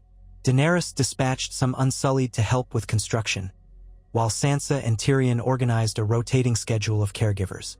Over the following days, the infirmary took shape. Men with fever were carried there, bedded down away from the main castle. Maesters did their best to treat them with hot broth, herbs that eased coughing, and frequent changes of bedding. Still, more fell ill. At times, the great hall echoed with desperate coughs and moans. Jon feared that if the plague spread to the entire fortress, they would be undone by a silent killer they could not fight with swords. Daenerys showed no sign of illness, but she prowled the corridors with concern etched on her features, checking on her men. He saw her comforting a feverish, unsullied soldier, speaking low in Valyrian, her hand cool on his sweating brow. She did not shy away from the risk, though Grey Worm urged her to keep her distance. They need to see me, she told him, her voice resolute. Jon, too, visited the infirmary, though Davos begged him not to linger. We can't lose our king to a pox, Davos said half-jokingly, his eyes full of worry. Jon limited his visits but brought encouragement and fresh supplies whenever possible. The men needed to see he cared. It was during one such visit that Jon encountered Daenerys in the dim corridor outside the makeshift infirmary. She wore a cloth over her mouth and nose, a precaution the maesters had recommended. Her hair was pulled back in a simple tail. Exhaustion rimmed her eyes. She had just emerged from tending to a Dothraki warrior. Jon, similarly masked, halted a few steps away. "How bad is it in there?" he asked softly. She let out a breath that stirred the cloth. "Bad. 8 men died last night, 3 of them mine, 5 from the north. The maesters say we should see a plateau soon if we can keep them hydrated. But some are too weak to fight off the fever." Jon's heart sank. "I'm sorry." She shook her head, leaning against the cold wall. "We overcame the White Walkers only to face disease. The gods have a cruel sense of humor." He swallowed. "If there's anything more I can do." Just then, a distressed cry rose from inside the infirmary. One of the caregivers called out for help. Daenerys stiffened. "I have to go," she murmured. She turned back toward the door. Jon caught her elbow gently, just for a heartbeat. She looked at him, eyes weary. He wanted to tell her to rest, to let someone else do this. But he knew better than to try to dissuade her. "Be careful," he said quietly. "Please." She gave a weary nod, slipping from his grip. Then, with a resolute set to her shoulders, she pushed open the door and vanished into the dimness within. Jon stood there a moment, the echoes of coughing and soft sobs drifting out. The corridor felt colder somehow. He turned away, fists clenched, and prayed to the old gods and knew that the plague would break soon. Another week crawled by. The fever raged, then began to recede. Slowly, men recovered, though many would bear lasting weakness. Others died, their bodies burned on smaller pyres away from the castle. The combined efforts of the maesters, Davos, and the volunteers managed to contain the outbreak so it never erupted into a castle-wide disaster. By the end of it, over 100 men had perished, fewer than the worst predictions, but still a heavy toll on armies already depleted. The repeated trials left Winterfell drained. Men walked about with haunted expressions, battered by nightmares of the undead and now by the cruel reality of winter illness. Yet with each passing day, the real winter sun began to shift in the sky. Subtle changes hinted that eventually, the season might lessen its grip. The scrawny livestock remaining in the stables showed signs of needing to graze on new grass that had not yet grown. The roads, though still snowbound, grew a fraction more passable. The first ravens arrived from the Vale and the Riverlands, carrying rumors of stirring in the south. Migrations, small skirmishes, lords forging new alliances. Daenerys convened another council with Tyrion, Grey Worm, and Jorah Mormont, who had recovered from his own minor injuries. Jon and Sansa were invited to attend. They gathered in the same small solar, though this time the air was crisper, the sky outside bright with thin winter sunlight. Tyrion spread out a fresh map of Westeros on the table, a map that had lines scratched in ink to show which houses might be sympathetic to Daenerys. "We have word from the River Lords," Tyrion began. "They're restless under the disarray in King's Landing. Many men served under Edmure Tully or followed the Blackfish. They might be open to an accord with you, your grace, especially if you promise them protection from Lannister reprisals." Daenerys sipped from a cup of watered wine, eyes scanning the map. "What of the Freys?" Tyrion's face twisted. "They've largely been destroyed. Arya Stark saw to that, from what I can gather." He glanced at Sansa, who offered a cool nod of confirmation. "Whatever remains of that house is too weak to matter." Daenerys looked to Jorah. "What do we have from the Stormlands? Any sign that they acknowledge my rightful rule as the last Targaryen?" Jorah stroked his graying beard. "The Stormlands are leaderless. The people are battered and bandits roam. Some might rally to you if they see a strong claim. A recognized Baratheon heir might help. That Gendry, he might be persuaded if we grant him Storm's End. You mentioned that as a possibility." Sansa listened, expression measured. "Gendry's a good man. He's proven his worth more than once. But you'll need to speak with him carefully. He's not a pawn to be used." Daenerys nodded. "Of course, I intend to speak with him personally. If it's his desire, I could legitimize him. That might unify the Stormlords under my banner without bloodshed." She tapped the map with a finger. "What of Dorne?" Tyrion exhaled. "Dorne is fragmented. With Prince Doran and Prince Trystane dead, and Elaria Sand presumably rotting in King's Landing's dungeons, the Martells are extinct. Various houses might vie for power. If we approach them, we might secure a new alliance, but it's uncertain who the actual leader is. We'd have to send an envoy, perhaps with offers of marriage or treaties. Still, historically, Dorne doesn't kneel easily." Daenerys's jaw tightened. "I don't want them to kneel. I want them to see sense, to unite rather than tear each other apart." Sansa cleared her throat. "Cersei will be doing the same. Every moment we spend planning is a moment she uses to strengthen her hold." Grey Worm stepped forward. "Then we should move soon, your grace. The men are weary, but once spring arrives, we can sail or march. The longer we delay, the more time the Lannisters have to fortify, and your dragons need open skies to do battle. This castle is not your home." Daenerys regarded him, then turned to Jon. "And what of the North in all this? Will you remain neutral if I take the field against Cersei?" Or will you lend me some portion of your strength? Jon felt all eyes on him. He stood with arms folded, trying to keep his voice level. I've said before, I don't want to drag my lords into another war. We can't spare many. If individual knights or lords wish to ride south with you, I won't forbid it. But I can't promise the North as a whole. Our people have lost too much. A flicker of disappointment crossed her face, but she nodded. I respect your position, and I'll not betray my promise that the North stands free. Her gaze swept across the room. It seems, then, that our best strategy is to gather enough allies in the south so that when I do march, it will be swift and decisive. We'll free King's Landing from Cersei's tyranny with minimal bloodshed, if possible. Tyrion gave a small, relieved smile. A wise approach. We can continue sending ravens, building alliances carefully. Perhaps by late spring or early summer. If the snows melt, we'll be ready to move. Daenerys nodded, leaning back in her chair. Yes, in the meantime, we ensure Winterfell remains stable and that our men recover. Yora, Tyrion, begin drafting letters. Make sure they emphasize that I come as a liberator, not a conqueror.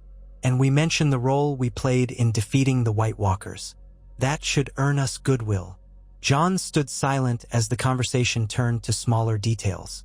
He felt an odd sense of relief that Daenerys did not demand the North's full submission.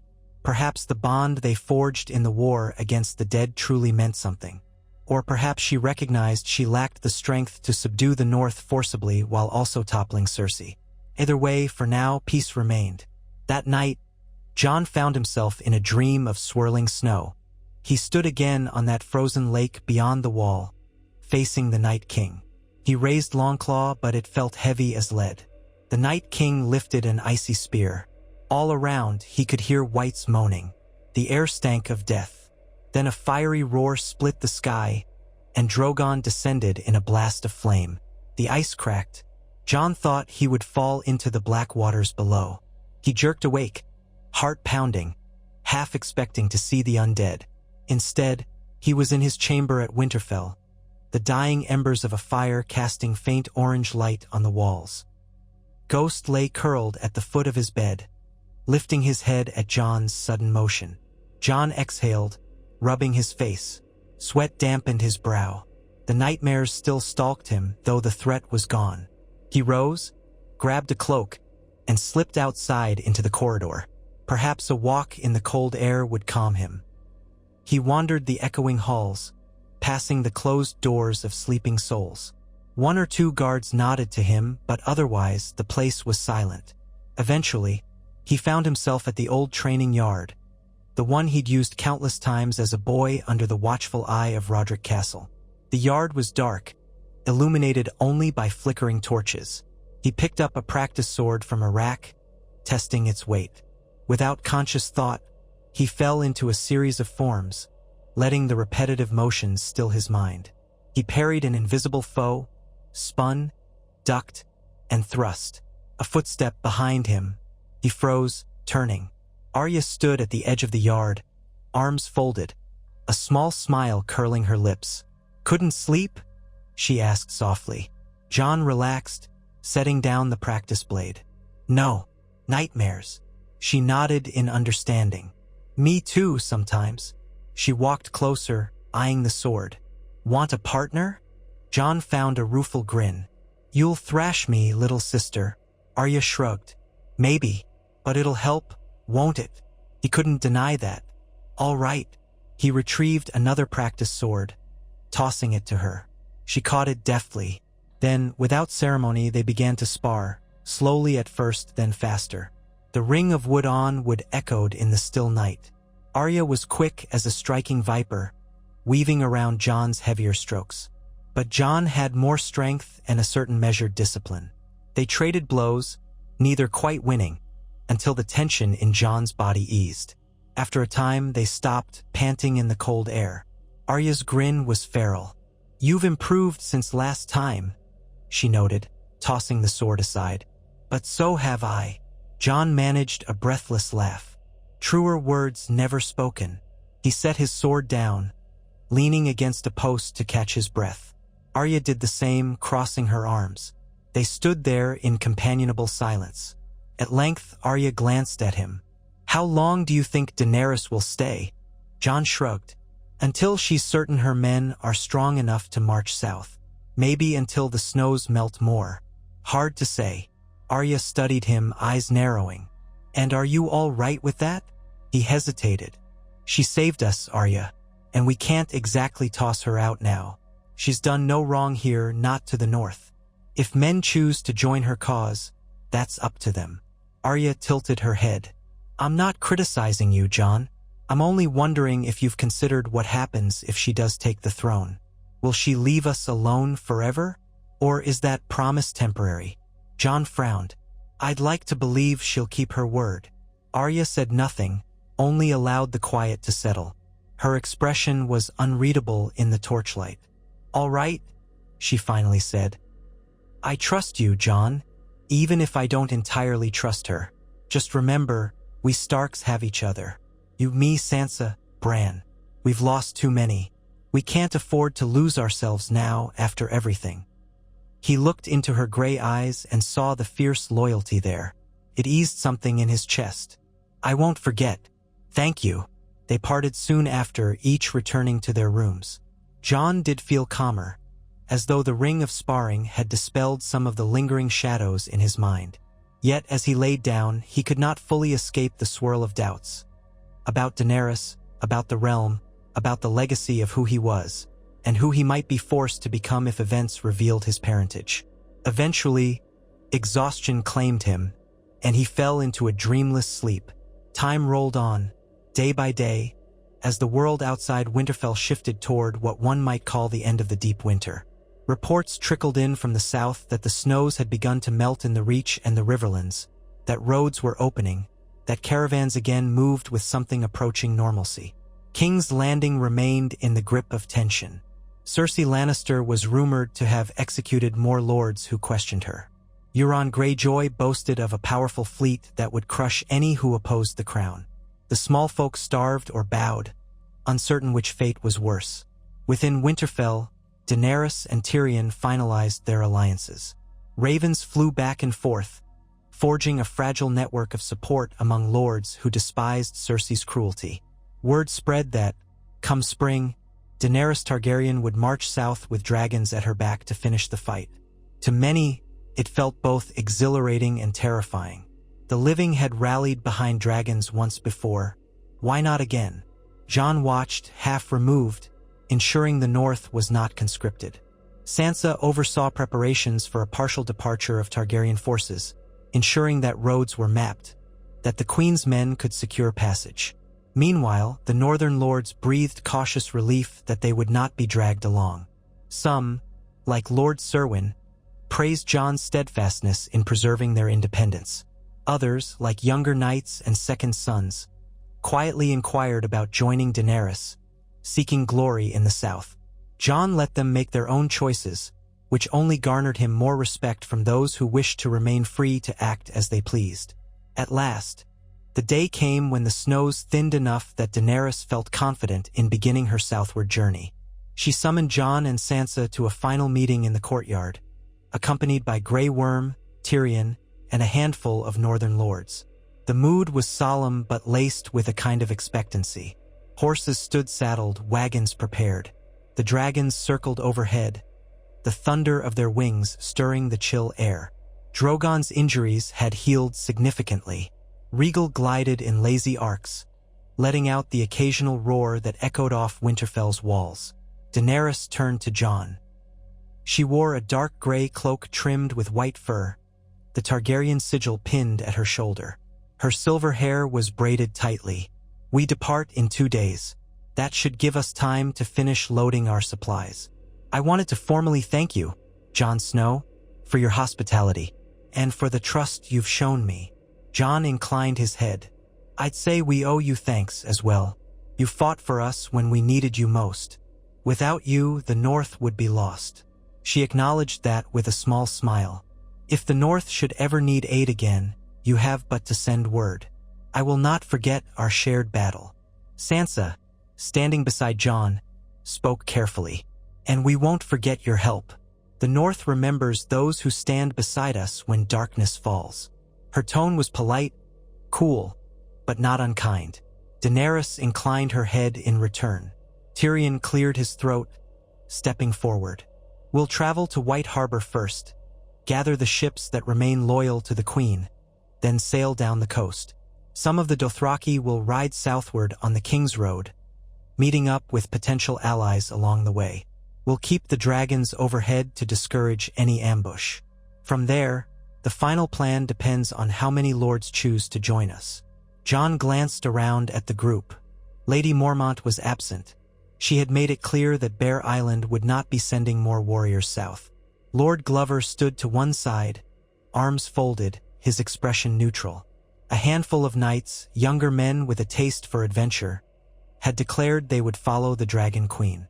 Among them was Yora's cousin from House Mormont, a broad-shouldered warrior who wanted to see Essos. Jon recognized a restless energy in these volunteers, the same youthful energy Robb Stark once had before the tragedies of war weighed him down. Grey Worm, stoic as ever, nodded. We'll leave behind no garrison, as promised, though a small scouting party may remain near the neck to watch for any Lannister movements. Only with your permission, King Snow. Jon took a moment to answer. That's acceptable, provided they cause no harm to the people there. The roads can be treacherous. Grey Worm inclined his head. Understood. Daenerys turned to Jon once more, stepping a pace closer. I hope that one day, if I do claim the Iron Throne, you'll come to King's Landing, not to bend the knee, but as a fellow ruler, a friend. The realm needs unity, even if we remain separate kingdoms. We can't risk another era of division that leaves us all vulnerable. Jon met her eyes. If that day comes, I'll consider it. The realm could stand more unity, so long as no one tries to break the North. She studied him a long moment. Then, in a gesture that seemed almost impulsive, she extended her hand. Jon clasped it. Her skin was warm against the cold wind. He felt a swirl of emotion. Respect, gratitude, uncertainty. Neither spoke for a breath. Then they released each other. She stepped back, turning to address the assembled men and women, her voice clear. We came here as strangers, but we leave knowing the dead have been vanquished. The living realm is ours to protect. I promise you, people of the North, I have no wish to be your enemy. May we walk forward into a future free of nightmares. Some nodded in acceptance, others remained wary. But no one spoke against her. Tyrion exhaled, looking relieved. With that, the meeting ended, each returning to finalize their preparations. The slow exodus began, wagons rolling out of the gates. The Dothraki rode in long columns, grumbling about the cold but eager for new lands to pillage or protect. Unsullied marched in disciplined lines, their spears gleaming. The dragons soared overhead, regal silhouettes against the pale sky. Jon stood on the ramparts beside Sansa, Arya, and Bran, watching the departing forces. Arya's face was impassive, though her eyes flicked from rider to rider. Bran sat in his wheeled chair, expression distant as ever. Sansa clasped her gloved hands, letting out a slow breath. At last, she murmured. It feels as though a storm is passing, and another gathering on the horizon. Jon nodded. Perhaps, but for now the North stands on its own. Daenerys goes to claim her destiny. Arya's voice was soft. And what about your destiny, Jon? He hesitated, recalling the secret of his blood, the swirl of possibilities that entailed. My destiny is here, he said quietly. Protecting the North, leading our people. I was chosen king in the North. That's enough for me. No one argued. They watched as Daenerys' host departed, the banners of the three-headed dragon fluttering alongside the newly designed sigils some Dothraki carried. Soon enough, the horizon swallowed them, leaving only a faint cloud of dust and the distant shape of dragons in the sky. With their going, Winterfell felt emptier and yet, in a strange way, more truly itself. In the courtyard below, men began discussing a feast to celebrate the end of the plague and the departure of their guests. Others spoke of returning to their holds, rebuilding roads, replanting fields when the ground thawed. Life marched on, as it always did, slow and stubborn in the face of winter's chill. Jon gazed out over the walls. He felt a peculiar blend of relief and sorrow. Part of him wondered if he would ever see Daenerys Targaryen again. If she truly took the Iron Throne, would she rule with the compassion he glimpsed in her? Or would the realm swallow her in the same vicious politics that had undone so many? He did not know. He only knew that for once, the North had a chance to heal in peace, unbowed and unbroken, and that, in its own way, was victory enough. He turned to Sansa. "Come on," he said gently. "Let's see to our people." She offered a small smile and nodded. Arya slipped away into the corridors, already off to whatever mission or training she had in mind. Bran wheeled after her with the help of a servant. Jon lingered a moment on the rampart, letting the cold wind wash over him. He thought of Ned Stark, of Robb, of the father he'd never known, Rhaegar Targaryen, of Lyanna, the mother who died for him. He thought of Daenerys, a queen who had risked everything to save a land that wasn't hers, and of the countless dead who would never see spring. Yet life went on. The old gods' trees would blossom again in time. The snows would melt, revealing fields ready for planting. The living would endure, forging new stories to carry them beyond the tragedies of the past. Jon Snow, king in the north and secretly a Targaryen, let out a slow breath, then walked down the steps to join his sister. Together, they disappeared into the courtyard, stepping toward the next chapter of the North's future. Far above, a pale winter sun broke through thinning clouds, casting long shadows on the ancient stone of Winterfell, a place that had weathered countless storms and would, in its own steadfast way, stand for many years more, so long as those who bore its name remembered who they were and what they stood for.